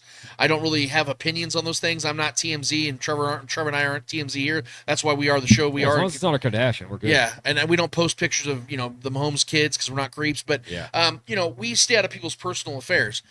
I ain't going to lie, though. I watched about 15 minutes of this, and it happened to be a large chunk of her talking. She seems cool as shit, man. And I honestly, I'm kind of glad that she's a part of, the Chiefs Kingdom, if you will. I don't say that a lot, but Chiefs Kingdom. I'm glad that she's a part of this because even though she's like literally the most famous woman on this planet, she seems to be a pretty down-to-earth, grounded individual. And again, I don't know her. I'm never going to meet her. It's not like one of those things. But it just, I have to admit, man, I was pretty impressed by what I heard. And, all the speculation of her and Travis, is it a business arrangement? They seem pretty fucking awesome together, man. They had a really good chemistry, and hearing their story about how he went after her, at her show to hunt her down and give him his number through the bracelet thing, and just seeing what it's all become. I thought it was a pretty cool thing, and I relate more to Jason. I'm more like him, the older brother who's kind of scruffy and, doesn't have great style, and then watching your young brother have the chick and stuff, and it's cool to watch. That's kind of like the same thing I've dealt with in my life. So it was fun to watch how Jason kind of I thought he seamlessly hosted the show really well. And he introduced Taylor the way he did. That's very much like I do with our guests. Very animated, very boisterous. It was a good time. Like I said, I didn't watch the whole thing. But it was, I will say my opinion of that situation, although I keep it at arm's distance. I really liked it. I enjoyed it. And it was really cool to watch. And I have a respect for Taylor Swift now, man. I not that I didn't or anything like that, but I feel like there's an actual reason for me to have an opinion now, because otherwise I didn't really have one. You know what I mean? She didn't bother me, but she, didn't hype me up either. But she seemed like a really smart woman. There's a reason she's successful, is because she's talented as shit. And it's just really cool that she's a part of our nucleus, our community, and I just wanted to put that out there for what it's worth. So I don't know if you have anything to add or anything, Trevor, to that. I don't know if you watched any of it or not, but as far as it goes as being a Chiefs fan, it's been a net positive. Yeah. Outside of the Chiefs Kingdom, everyone fucking hates it, and I kind of like it. Honestly, I like the hatred. I like feeling like we're kind of the villain. It's fun. Yeah, man. It's fun. I'm enjoying, dude. This I never in a million years. Right. I never thought this would be my reality, let alone the Super Bowls. But and then being attached, having the heart of the biggest pop star of all time, other than maybe Michael Jackson. Her and Michael Jackson are the two biggest probably pop stars of all time. Yeah. And imagine Michael Jackson in the 90s was like a diehard Chiefs fan and was dating one of our cheerleaders or something. You know what I mean? That's the only other possible equivalent I can think of that would be why us? How did this happen? We're not worthy. I don't know. This simulation, like I say all the time, this simulation I'm living in has been terrific. And it's been a fun one. Other than the Super Bowl past year, but nonetheless, we lost in the Super Bowl. We weren't having first round exits like other teams. We're not even making the playoffs at all. Like the other great quarterbacks in this league. But yeah, man, the Taylor Swift stuff is, I'm not a celeb guy, so I don't really get too involved in this stuff and who's dating who and whatever, but it's obviously impossible to avoid here. And then being a Chiefs fan and having to hear all the noise, it's been a net positive for all of us, man. I think just having her attached to this has been a really cool thing. And she seems to be a real one, which is really hard to believe, honestly, because she doesn't seem like a real person. She's like bigger than life. She's like a caricature. It's hard to like fathom one of them like being someone. She's like in the kitchen baking things for Travis. It's like what? Right. It's wild, bro. Like So it's just if Travis is happy, that's my boy. If he's happy and she makes him happy, this is what I said to anybody, bro. Like I'm not gonna yuck anybody's yum, bro. That's their thing, and that it's brought them happiness, and it's been bringing nothing but joy and happiness to the Chiefs Kingdom.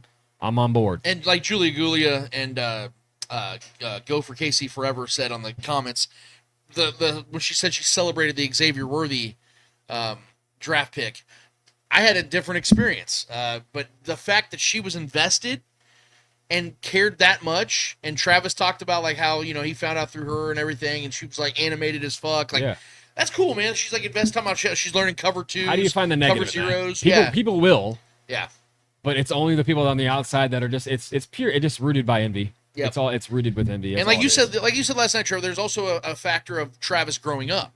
Because people are talking about like, oh, look what he's come from and look what he's doing now. It's like, yeah, that's called life. And I think there's a sense of like this is a kind of a novel situation too, because she's dating someone from Kansas City. Yeah. If she was dating a Rams player or a Laker, no one would really care that much. Yeah, because remember Jessica Simpson and Tony Romo were together? Is the Kansas City Chiefs. Yeah. You know what I mean? I get it. Travis was already a star, yeah. But like obviously she's taking that to quote unquote new heights. Nice. Pun intended. Well done. It is what it is. But like, I think that's a thing too. We're a flyover. We're flyover country. The Chiefs have become the team, the American team. We represent the NFL. We're the darling, and we have the biggest pop star ever. Yeah. On our side. Yeah. And it's like, I think it's stolen the shine from like the Cowboys and the other big teams and the Patriots, even like the teams that have been at the pinnacle. And now it's like the Kansas City Chiefs are the pinnacle. They have Taylor Swift. Right. Let's turn this into a negative. Yeah. Thing. They're like, is my hand real that I'm looking at right and now? I get it, bro. Yeah. I get it. If I was on the outside looking at it, I'd probably be like, okay, dude, fuck. The fatigue is real. They get everything. I get it. But on the inside, bro, it's actually not that. This is a very wholesome situation, and I'm here for it, bro. Yeah, Steve Ledbear's letting us know he doesn't listen to bubblegum crap. He likes metal like Slayer. Hey, fuck yeah. There you go. All right. Well, we appreciate that, Steve. I get it. I don't listen to her music either. I don't know any of her real songs other than the ones that have been playing, like, unconsciously in my mind that are on, like, commercials or movies or whatever. Like, I hear in passing because you can't really avoid it. But, yeah, not a big fan of her music. It's not my style. You're not going to catch me in my car bumping that, but it is what it is. Bullshit. I heard it yesterday. Just kidding. Yeah, that's kind of just a little takeaway of that. Those two topics. I just wanted to briefly address it. But Trev, we need to get to the people, man. We made them wait long enough. What's going on in Speak It? All right, man. If you guys got more questions, continue shooting my way. I got a few in here for now. Cell 32 Alt. Speak It. I said I saw McCluster in Rashard Smith. I think we're already seeing some of that. I think he's going to be better than. Well, yeah, I think McCluster is one of those. He's one of those players. Yeah, he's one of those players that gets easily compared to whenever you're an undersized player that has flashes, like Trevor said, flashes of really cool moments. I don't know how good of a football player Dexter McCluster actually was, and that's actually where I think they are different because Rashad Smith has shown in his college career that he was a pretty damn good football player. He converted from receiver to running back.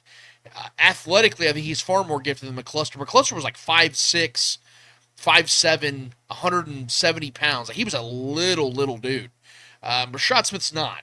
Rashad Smith, last I checked, was right around 6 foot tall and about 190 pounds, unless I'm clearly mistaken. Like, he's a better athlete. He's not big, yeah. Yeah, he's not. Fast as shit, that dude is. No, he's bigger than McCluster is what I'm saying. Oh, yeah. He's several inches taller than McCluster. Because I think, if I'm not mistaken, Trevor, I think we had this conversation a couple months ago after the draft was over. When somebody was trying to make that comparison to McCluster, and I was like, I think he's a little bit bigger, and maybe John or somebody in the chat will give us the actual specifics. But he has some Jameer Gibbs, Jamal Charles-esqueness. That's what I'm saying. Like his comparisons, his ability to bounce it outside and just beat everybody is pretty impressive. His comparisons were Brian Westbrook and Alvin Kamara. Those aren't small running backs. Like, those are decent-sized running backs that have the ability to look small because they're faster he seems and more nimble. Shifty than a Brian Westbrook, though. Brian Westbrook was more of a straight line. It's stylistic, though. Because Brian Westbrook was able to catch out of the backfield. Sure, he was such a gifted receiving back. That's where the comparison comes in. He's built more like Alvin Kamara. Yeah. He's built more like Alvin Kamara. a pretty sizable running back. He ain't Derrick Henry, obviously, but And those are the outliers. He's still growing too. He's still a young guy, right. man. So I'm going to disagree on the McCluster comparison. I think that's an easy one because we saw McCluster here, and he, like I said, he made some flashy plays. But I think stylistically and size-wise, I think they're different players. Rashad Smith's going to be a much better football player than McCluster. Yeah. Justin Orton, speak it. I cannot remember his name, but thoughts on the DT we signed last week. I think he was a UDFA. I don't really know who we're referring to either. I don't put a lot of stock. Doesn't matter. That's the point. I'm not trying to be dismissive, Dustin, but I don't really put a lot of stock in guys the Chiefs sign this late into the preseason, if you will. Most of those times, those guys end up being on the practice squad. They're just Jags.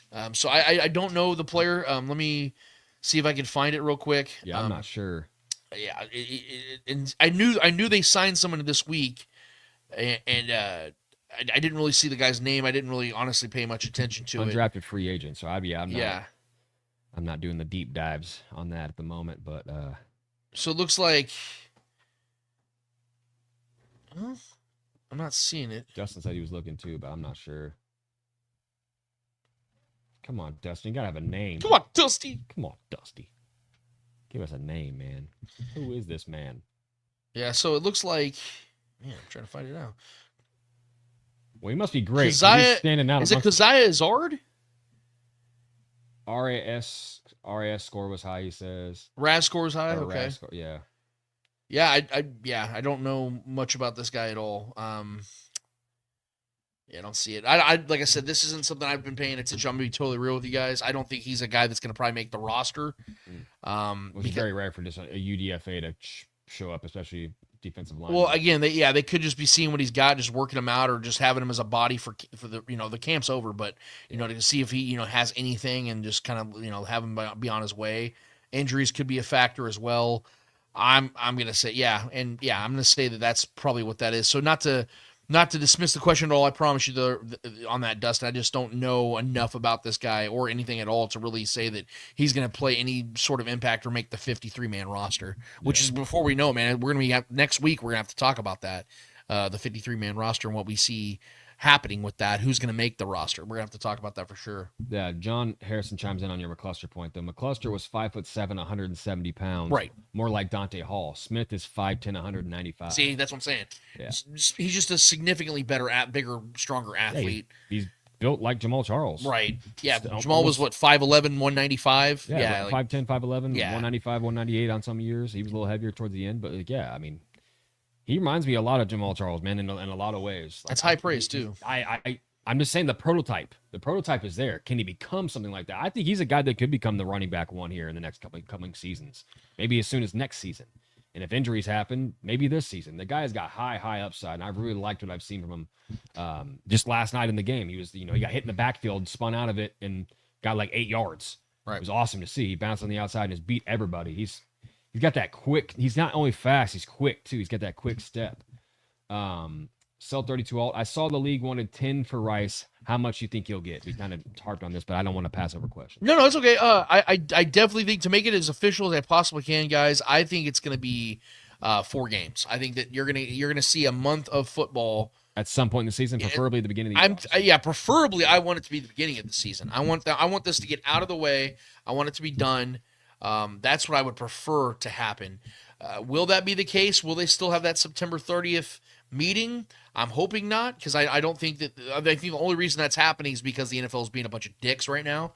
But yeah, I think it's going to be 4 games. I think Sewell Robinson is going to bring that number drastically down from the NFL, because the NFL had grounds on Deshaun Watson to appeal Sewell Robinson's ruling, because it was such a terrible look for the NFL. And not that this isn't for Rashee, but when you're diving into the sexual abuse and sexual allegations as a whole against women, that's something the NFL. You want to talk about something the NFL may not be able to survive? It's stuff like that. Like if there was one thing I could say could bring down the NFL, it's like rigging games, like obvious, rigging games, and sexual assault charges or sexual allegations as a whole against women going untethered or going unnoticed or being swept under the rug. Because the moment we even saw Ray Rice and his situation, when that wasn't a sexual situation, that was him just abusing his woman, and that was terrible. Once the video got released, they basically barred him from the league. Yeah. They only gave him a 2-game suspension initially, and so that's why I think the NFL is trying to lean into and overcorrect things. But when it comes to Rashee Rice's situation, to me, there's a lesser of a severity than what we've seen from Deshaun Watson and Justin Tucker, which is why I don't think that in any way, shape, or form Rashee Rice deserves a double-digit game suspension. I don't think there's no reason, there's no actual precedent for the NFL to do that. So that's why I'm saying it's going to be 4 games. And then I just want to get Dustin Orton's out there as well. Speak it. Thoughts on Rice challenging NFL about the proposed suspension amount, comparing what he did and the outcome he had to sexual assault in the likes of Watson and Kicker is ridiculous. Yeah, 100%. That's what I'm saying. You can't put him in that same category. You could put him in the same category as Jordan Addison, who just got 3 games. That's why I think that Sewell Robinson is going to explain to the NFL, look, I know what you guys want, but there is no precedence or grounds for you guys to stand on that's going to justify that. It doesn't make any sense. The NFLPA and Rice's representation is right in this regard. That's why you guys are going to have to settle with 6. I think that Sewell Robinson will probably put it at 6, and then the NFLPA and Rice's representation will appeal that, and it goes down to 4. That's what I think is ultimately going to happen. Hopefully it's the first 4 weeks. Yeah. Carlos Fierro, do you guys think Wiley will make the team? I do. I think the Chiefs are you've noticed, guys, about the Chiefs, that when they draft a guy in the first 3 rounds, they usually stick with them for at least a couple of years. Well, especially if he missed time due to an injury. It wasn't, that kind of, I think, gives him a little bit of let me kind of still prove myself. And I think that dude's got talent, man. Right. I really, really that was my favorite pick of that draft. I really liked him a lot. He's a big dude, stature, 6'6", 245, 255 pounds, a big ass dude, and he can move too. And he's got, that's a guy you want to have in the red zone, man. He's a scheme fit too. Yeah, which is why the NFL, or why the Chiefs are not going to just let him walk. They're not going to put him on the practice squad. I do think at this time, if I was to make a bet, I would bet that the Chiefs are going to keep 4 tight ends. I've said at the top of the show, 3 for sure. We know 3 of them are already a lock. Yeah, Tunyon's already proven himself. I think Tonyan for sure makes the team. He's great after the catch. Yeah, but I think that the Chiefs like what they see in Wiley. He didn't get a shot last year because he blew his knee out. I think that this year will be the year that he gets some playing time, maybe just in run situations, which is fine with me because, like Trevor said, he's an absolute hoss. Yeah. Having that body out there, the size he is, I think he's still recovering from that knee injury, especially mentally. I've never had knee issues, Trevor. I know you've had yours, and I'm sure that a lot of it is overcoming the mental side of things. Especially at that size. Yeah, overcoming the mental side of it's got to be the biggest part. Trusting the knee. Yeah, for sure, man. I hope he does. I really like him a lot. I think he's got a lot of promise. And he gives us a dynamic that we don't really have. We don't have a lot of big-sized dudes like that. He brings a different dynamic. Micah Hayes, should we sign defensive tackle Christian Wilkins and a free agent veteran safety like Justin Simmons? I definitely think Justin Simmons makes a lot of sense. That would be awesome. I would like that a lot because I think that the Chiefs, not that they have a massive need at safety, but having some depth. And Mike Edwards might be down. Well, and also Simmons has been really good against the Chiefs. You could defeat 2 birds with 1 stone where you keep him from any potential, teams in the AFC getting him, and they, pick up on what he sees from Patrick Mahomes, because I think he has the most interceptions against Patrick Mahomes. I'm honestly kind of surprised he's still a free agent. That is. I know that the video he put out there, the video he put out there is that he's been intentionally picky. So I think he wants to obviously play for a contender. And when they asked him that question in the video about if the Chiefs called, he goes, it'd be almost impossible to say no. Yeah. I don't really know what the Chiefs are waiting on in that regard, so I would say that's a slam dunk yes. I would 100% bring Simmons in. The Christian Wilkins thing, I'm going to be honest with you guys, talent-wise, it's a no-brainer. I would love to have him on this team. But I think there's some weird shit going on. Yeah, I feel like there's some real weird shit that we don't really know about that's going on with Christian Wilkins and why teams are reluctant to bring him in. And it's been quiet since his departure. Yeah, I think there's it's like one of those hush tone type things where people and players around the league know what really happened, and teams are kind of creeped out by it. From what I know, he's been doing some weird shit since his college days. Yeah, there's some film of him groping dudes in the scrums and stuff. Yeah. And then remember the Josh Allen video? Yeah. There's some oddities there that I don't think a team like the Chiefs would be willing to bring into their clubhouse, their locker room. Full on giving Josh Allen some tainted love. Yeah. He was. It was like a straight up handy. I don't know if that's something that is going to be received well in a team like the Chiefs, who are trying to, especially like what I said, with the focus they have right now of getting back to the Super Bowl and trying to make up for what happened this last year. I don't know if he's worth the risk. I think that he's a really good player, but I don't know if the Chiefs look at him as like, okay, well, fuck, we're going to have to put up with it. You know what I mean? Like, I think if Chris Jones was out for the years. We stay Diddy free. Well, I can't really disagree with you there, Julia. I think if they lost to Chris Jones for a length of time, that might be something like, well, I mean, fuck, we have to kind of put up with it. Yeah, and you'd have to have some real conversations with Mr. Wilkins about, okay, this is what we're expecting from you, and this is what we're not expecting from you. You know what I mean? Like, it'd be one of those things.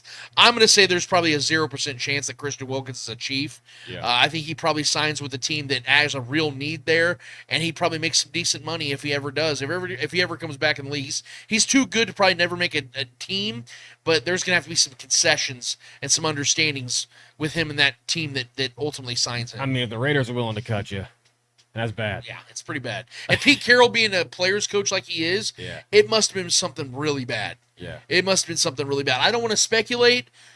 Well, if your locker room turns on you too, that's, I mean, your coach, the front office hand is kind of forced probably at that point. 100%. Julia Gulia, how much do we think the starters play in this final preseason game? You know, that's a really good question, Julia, because especially with us not barely playing at all this past. And again, I think it's because Andy was trying to protect his players from the rain and turf mixture. And it showed. I mean, shit, we still dropped a bunch of bodies. I'm going to say that we see, unfortunately, because you guys know I'm 100% against it, I think we're going to see starters for at least a series.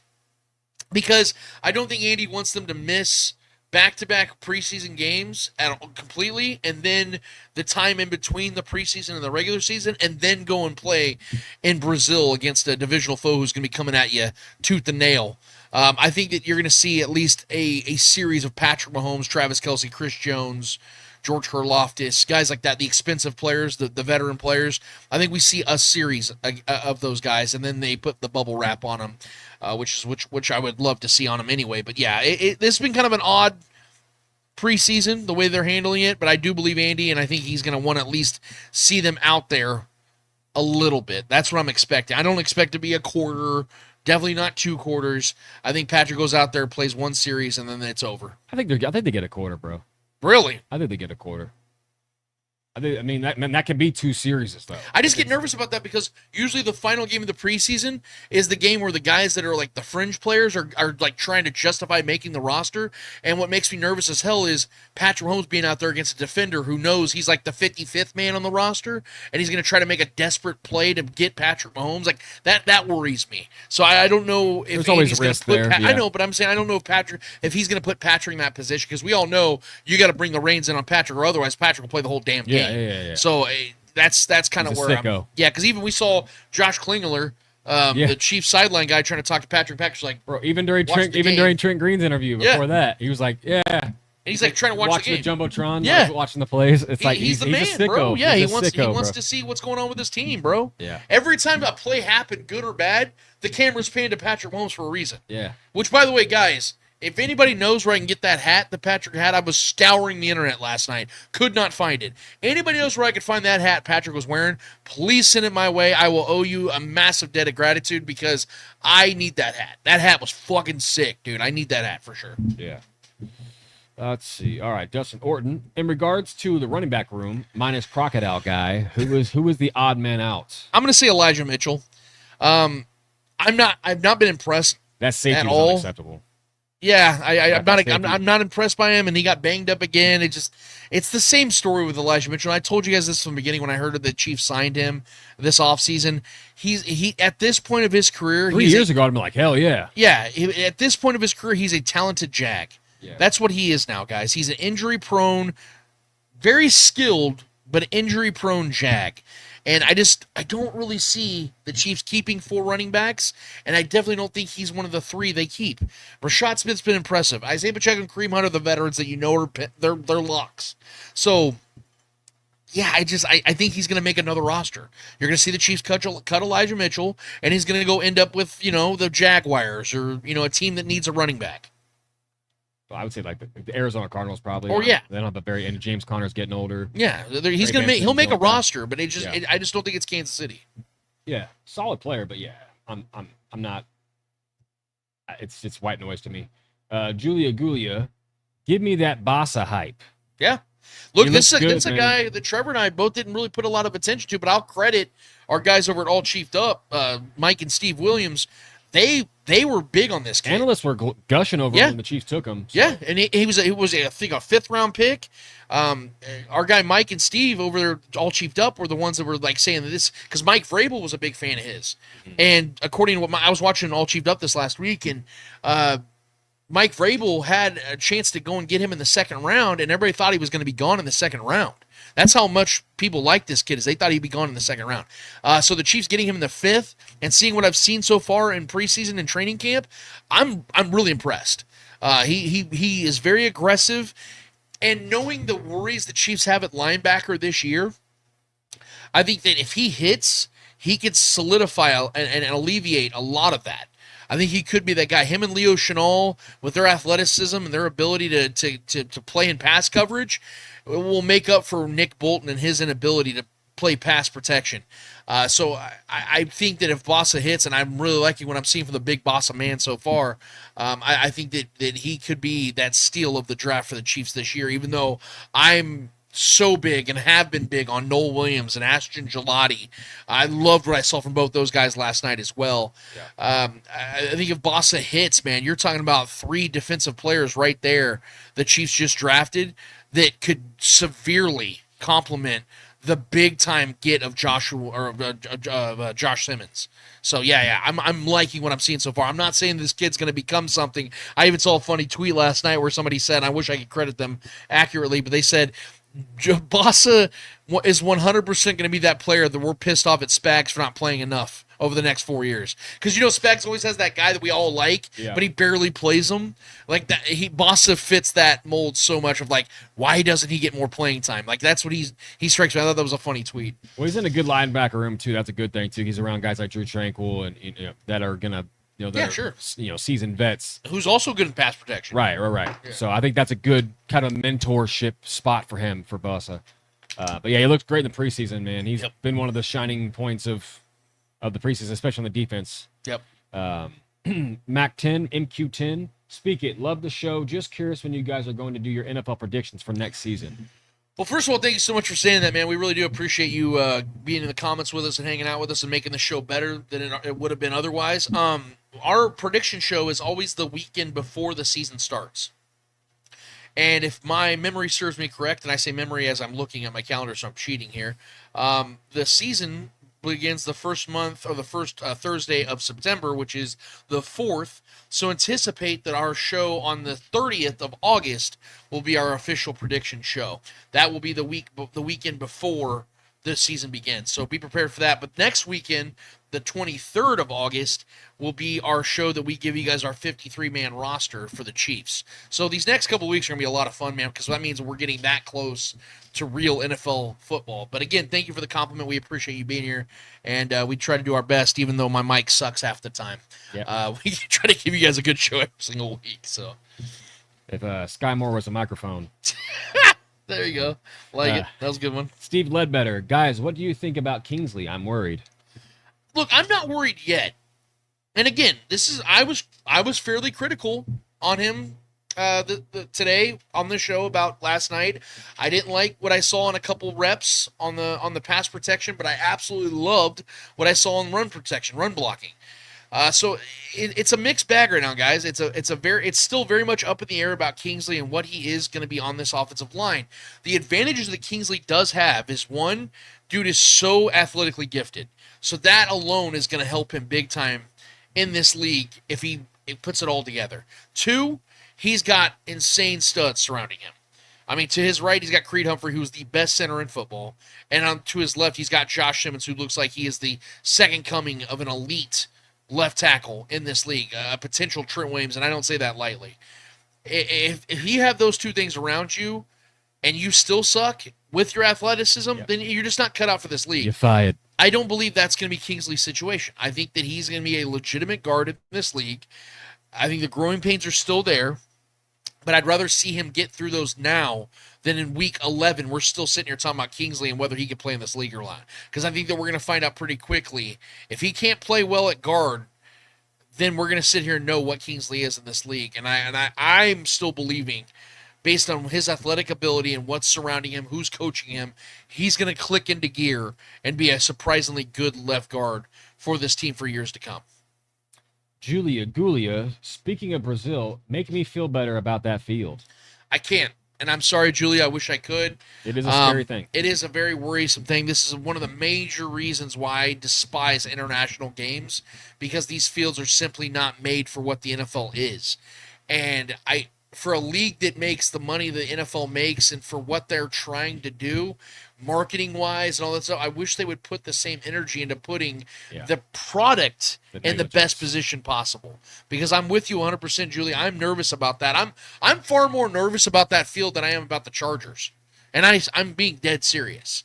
I do worry, because we've seen this time and time again in international games, guys get hurt at a decently high clip because of these weird-ass fields they have that are not built for what the NFL provides. So hopefully they'll have it prepared in the best way possible, and that we don't have any injuries for both teams. That's what I'm sincerely hoping. The Chargers don't have any injuries as well, and both teams can get out of there unscathed and get back to the States and go to fields that actually are built for what the NFL provides. James T. Kirk. When Skyy dropped those two passes, I was actually glad, because it's hopefully the end for him.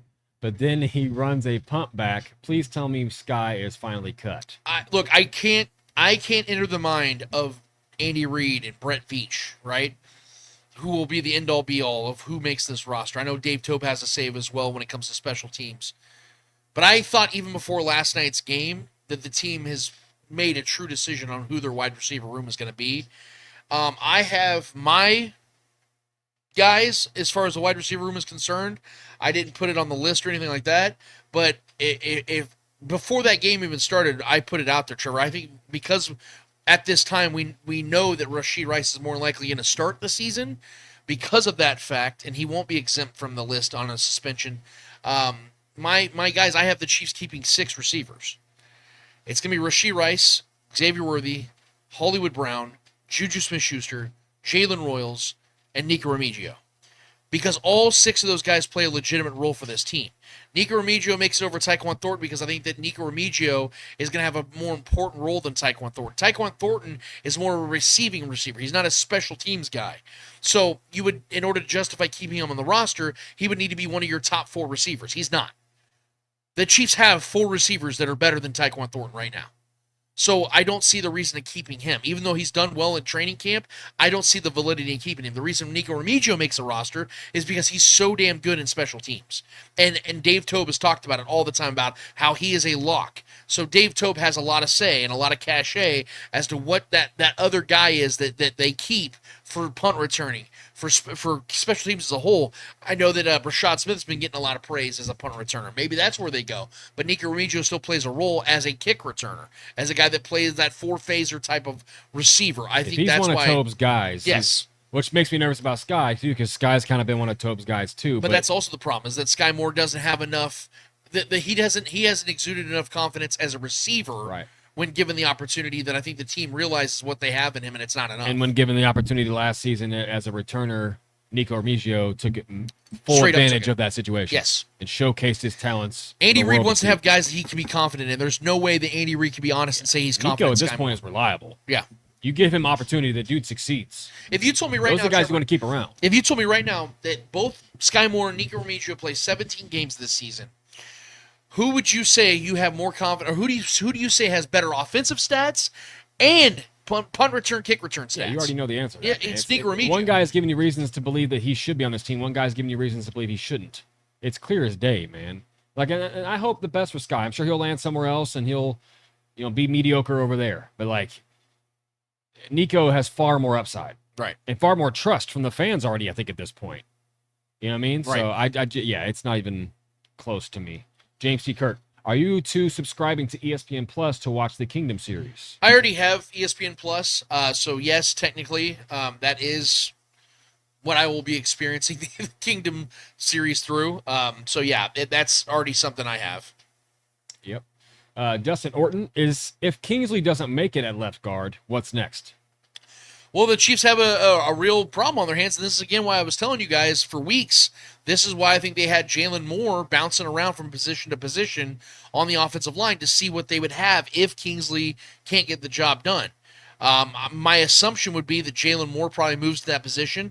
I know that they also have Hanson and CJ 𝙴𝙘. For the potential of those guys maybe taking those positions. Wanye Morris might have to play guard. There's bodies they can throw at the problem. But there's a reason why Kingsley keeps getting first-team reps, and it's because I think they have the most confidence in him to be that left guard moving forward. But if I was to take a stab at it right now, and let's say that Kingsley can't go at left guard, it would probably be Jalen Moore. Yeah. Yeah, because 𝙴𝙘 hasn't looked great either, to be honest. He was the one that blew that protection and got the safety last night. Pretty bad, yeah. Yeah, so... Yeah, that is it for the questions, man. Okay, that's fine, Appreciate you guys. Yeah, bro. you guys always have great questions, as always, and we appreciate every single week when you guys give us this opportunity to kind of have a back and forth with you guys. It's something that we definitely take seriously, and we very much appreciate every single week. But Trevor, we have one more order of business to get to. What is it called? Hold this L. Each and every episode, we finish off every single episode with a series of L's in the world of sports. Whether those L's are friendly L's or not so friendly L's in the world of sports, we promise you, who's ever holding those L's in the world of sports deserve those L's in the world of sports. And Trevor Tourwell, who's holding the L for you this week, and why is it my mic? It's well, your mic is the runner-up, but mine is going to go to the virtual first down measurements, or the virtual NFL measurements so far. Listen, I'm sure they're going to figure out a way to make this a little bit more efficient, and it's going to work probably in the long run. But the rough draft so far has been rough, to say the least. And this technology was supposed to be implemented to save time. It's been slowing the game down even more so, in my opinion. I mean, we had one just last night where they were doing it, and it didn't even end up showing it on the screen. The ref just kind of stood up and just gave us a hand gesture about how far the distance was. You're doing the same thing that you were already doing. Yeah. We're just trying to be like sexy with it and have this new AI technology just to do out there just because for the fuck of it, because shit, we got money. So let's just listen, I'm saying this all knowing that it's most likely going to work out probably in the long run. Maybe not even this season. It's probably going to be annoying as hell this season, but it's probably going to eventually, be helpful down the road. I imagine so. But and maybe make the game more accurate, maybe not. But overall, so far in the preseason, they've been testing it out. It's been annoying as hell. And it's honestly, it's seemingly taking longer to get measurements. I'd rather just bring out the sticks and measure it that way and just do the old, slip a slice of paper between the football and the marker and see how close. I'd rather just do it the old manual way. That seemed faster to me, in my opinion. It's been less efficient and taking more time doing all this. And granted, I know this is the initiation phase of all this technology, and it's going to take time, but it's honestly kind of annoying, man, so far. So it hasn't really been working out. I think that the way they want it to, it's been a little sloppy and a little messy, and just the communication's been a little rough. So for that, NFL, whoever's introducing this technology right now, hopefully it gets better as the season progresses, because it's been laggy, to say the least. Yeah. So for that, NFL, do me a solid favor and hold this L. We don't like to punch down here very often, but then there's exceptions made and given, and because of the fact that certain people make it on the national landscape, I don't know if it's necessarily punching down or just punching them to the ground. Just punching them. Just punching them. Today we're punching Rob Parker. You might be asking yourself, who the hell's Rob Parker? That's a great question. Just think back to when he called RG3 on First Take Cornball Brother. That's that guy, the guy that got fired and has since been getting demoted ever since. The reason we're giving him any attention at all is because I really felt like I wanted to be his Huckleberry today and just to absolutely own this clown. I'm going to allow you guys to watch this clip and listen to this clip, and I want to preface this by saying I am so sorry that I'm about to put you through this, but I have to in order for me to get off what I need to get off at Rob Parker. So, Trevor, let's go ahead and play this clip this week of Rob Parker on his radio show called Odd Couple in regards to Patrick Mahomes. Let's roll that disgusting, beautiful bean footage. Patrick Mahomes is not not a tier 1 quarterback. He has not played like a tier 1 quarterback, Kerry, not for last year, for the last 2 seasons. For the last 2 seasons, he has regressed. And Exhibit A, and that's why I say all these executives or whatever, they're living in the past. They are. And they think that they can't say anything against Patrick because he's won. I get it. He's won MVPs, and he started his career like a house on fire. Yeah. But they're not really looking at the numbers or being honest. And I'll ask you this. Kerry, how can your team be 15-2 last year and you get 0 first-place votes for MVP? Right. 0. Is this not a quarterback league, or am I wrong? It's a quarterback league. It's a quarterback league. How in the world did nobody say, Patrick Mahomes, his numbers weren't there? His numbers aren't there. It's not a Lifetime Achievement Award. Can we stop? It's okay to say Patrick's not the best quarterback anymore. It doesn't mean that he's a dog or he's terrible. Right. It just means right now, Lamar had a better year than he had the year he won the MVPs. Yeah. 3 years in a row. Right. He's been first All-Pro quarterback. Right. Are you kidding? Aaron Rodgers and Patrick Mahomes have the same numbers. You listen to people on it, Aaron Rodgers washed up, no good. He has the same numbers. He's tier 3 on this list. Yes, that was fucking rough to watch. I sincerely apologize for putting you guys through that. I hope that you guys can forgive me, but again, there's a reason for it. So, based on what Rob, based on what Rob ended his entire argument on, it's clear now that analysts, and I put that in air quotes, have decided now that the Tom Brady era of ring counting is over, we're now going to conveniently switch over to the box score watching era. That's now what we're doing, is basing greatness of quarterbacks off stats. It's good journalism. When Trevor and I were raised in an era of people saying, well, Joe Montana was the greatest ever because he had 4 rings. Tom Brady's now the best ever because he had more rings than Joe Montana. But now that the only quarterback in the league that's winning actual Super Bowls didn't have back-to-back seasons of great stats, that's what we're going to base what tier a quarterback should be in. That's the only way you can explain Rob saying this with a straight face, that essentially Patrick Mahomes and Aaron Rodgers were the same quarterback last year. Does anyone actually believe that if you put Aaron Rodgers on that Chiefs team last season, they go 15-2 and go to the Super Bowl? Trevor, you're the biggest Aaron Rodgers fan I know. Do you? No, we wouldn't. Not a chance. No. There's not a fucking chance. We'd be a good team, but no. And speaking of numbers, since we're going to talk about numbers and how Patrick Mahomes, he wasn't great. He didn't put up great numbers. Dude doesn't know how to pronounce his R's. Since we're speaking of numbers, I love how Rob and folks like Rob ignore some pretty serious numbers that Mahomes did have last season. How about the number 5? That's the amount of fourth quarter comebacks that Mahomes had last season. That, by the way, led the league. Or what about 7? The number 7. That's the number of game-winning drives Mahomes had last season, which also led the league. What about 110? You guys ever heard of that number? That's the number that was Patrick Mahomes' fourth quarter passer rating. Yep, that also led the league. All that despite 13 games missed by Rashee Rice, 10 games missed by Isaiah Pacheco, 15 games missed by Hollywood Brown, 11 games missed by Charles Omenihu. 4 different players filled in at left tackle. 823 is the number that led all of Mahomes' receivers in yards, and 6 is the number that led all of Mahomes' receivers in touchdowns. 17 is the total amount of wins the Chiefs had, and 3 the amount of Super Bowls the Chiefs played in consecutive years despite all of that. So yeah, Rob, great question. Why didn't Patrick Mahomes get any MVP votes? you just help make one hell of a case. It's also worth mentioning that this is the same Rob Parker that dropped this doozy just a few years ago about Andy Reid. Let's go ahead and put that up there. This is a quote from him in 2019, I believe. I found out what the C in KC stands for. Choke. Andy Reid is officially the WCOAT, worst coach of all time. That's what he is. He can't win a big game.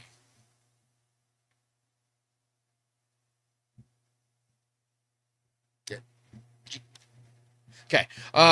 This isn't the first time that Rob has been tired or tried to throw shit on Mahomes and the Chiefs. This is in 2019. Let's go and throw that one up there. In 2019, Rob was a vocal critic of the Chiefs, particularly their performance in the AFC Championship game against the Patriots. He famously called the Chiefs fraudulent and labeled their quarterback, Patrick Mahomes, overrated. He also criticized Andy Reid, calling him the worst coach of all time in big games. Parker's criticism often focuses on the Chiefs' perceived reliance on the luck and their struggles in crucial moments, especially against the Patriots. Then we go to 2020. Rob Parker says Patrick Mahomes will never win another Super Bowl. So this is after, Patrick Mahomes couldn't win. Now he will never win again. This is in 2020. I don't know if you guys have noticed what happened over the last 5 years, but the Chiefs won two more. Okay. Yeah. In the 2021 season, how about this one, Trevor?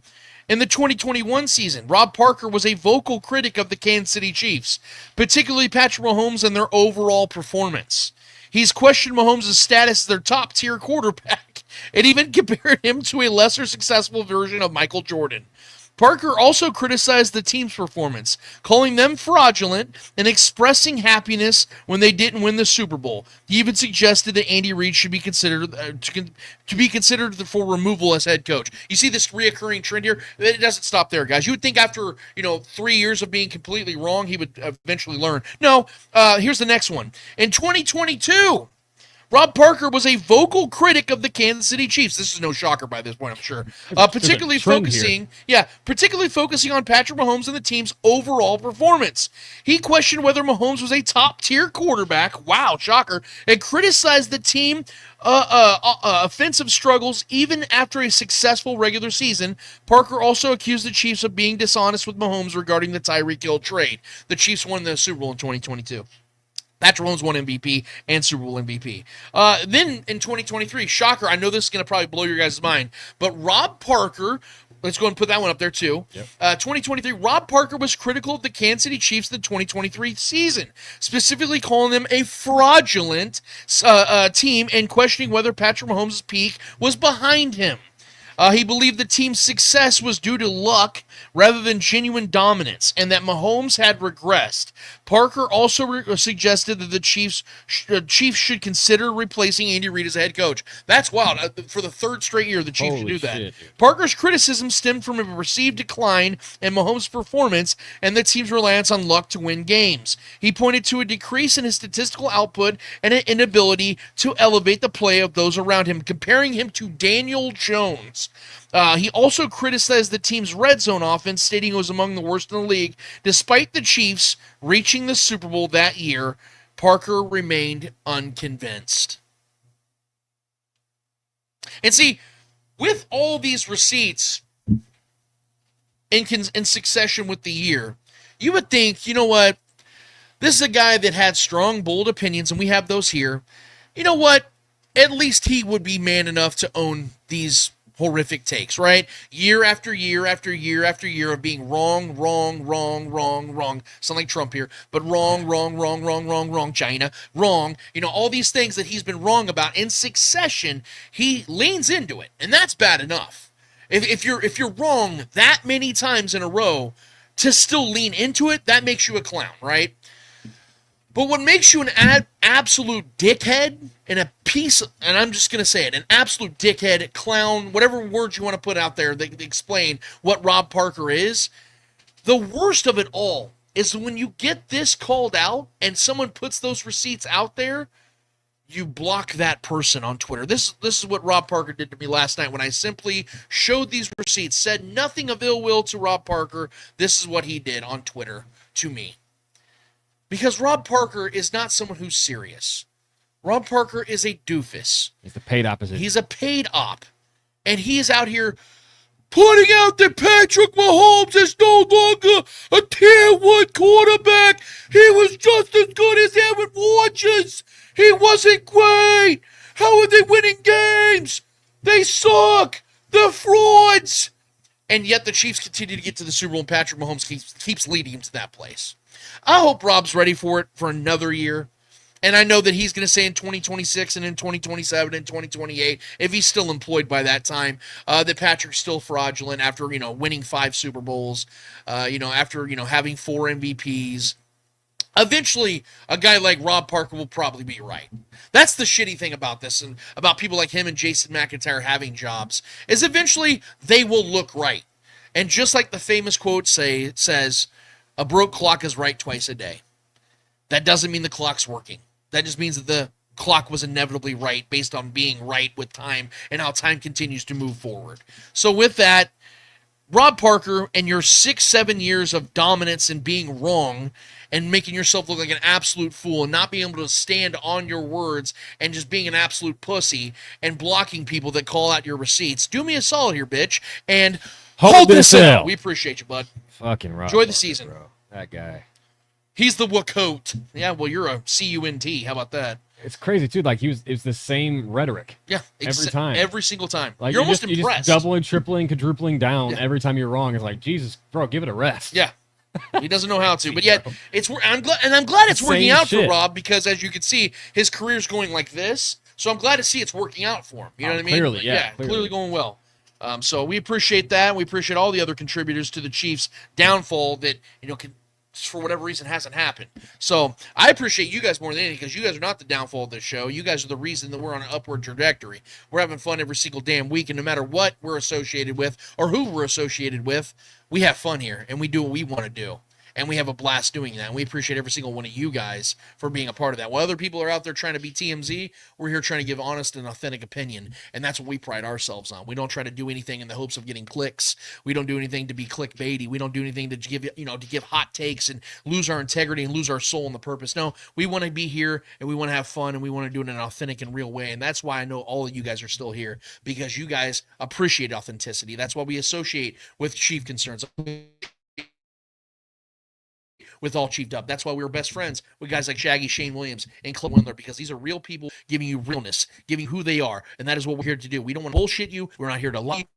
Do whatever we can in the hopes that people will pay attention to us. If you don't pay attention to us, we don't care. We're going to keep doing what we do, and that's why we have fun. We're not going to be sitting here, like I said, posting photos of Patrick Mahomes and his family and getting weird shit out there like that in the hopes that you guys will pay attention to us, in the hopes that you guys will give a shit about us, because we know deep down that's not something that you guys actually care about. You guys want to talk sports. That's why it's called All Sports All the Time here at the Spoken Podcast. You guys each and every week, and we pride ourselves on that and on being a part of that every single week. So tell your friends about us. I tell you guys at the top of the show, I tell you at the bottom of every single show. If you've not already done it, go to our YouTube channel, hit up the Spoken Podcast, subscribe, notify, share, all those buttons. They work every single time. I promise you that. Trust me, I try all the time. It doesn't let me, every week I try to, it doesn't work. But if you guys would tell the friends about us and they could subscribe there, we'd very much appreciate it. And we want you guys to get in the comments, because that is where the magic happens. We want you to feel like you're a part of the show, because you literally are a part of the show. You guys are what makes the show great. It's a community-driven show. I'm talking with you guys. We don't talk.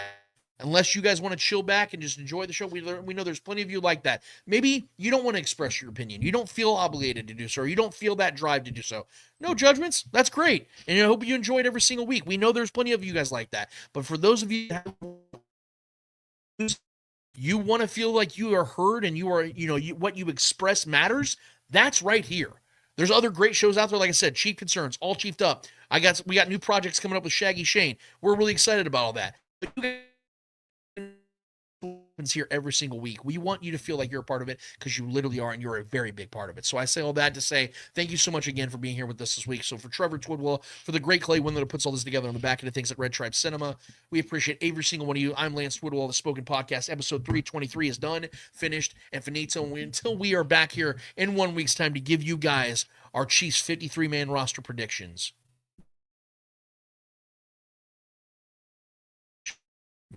Later. Fuck you, Rob Parker.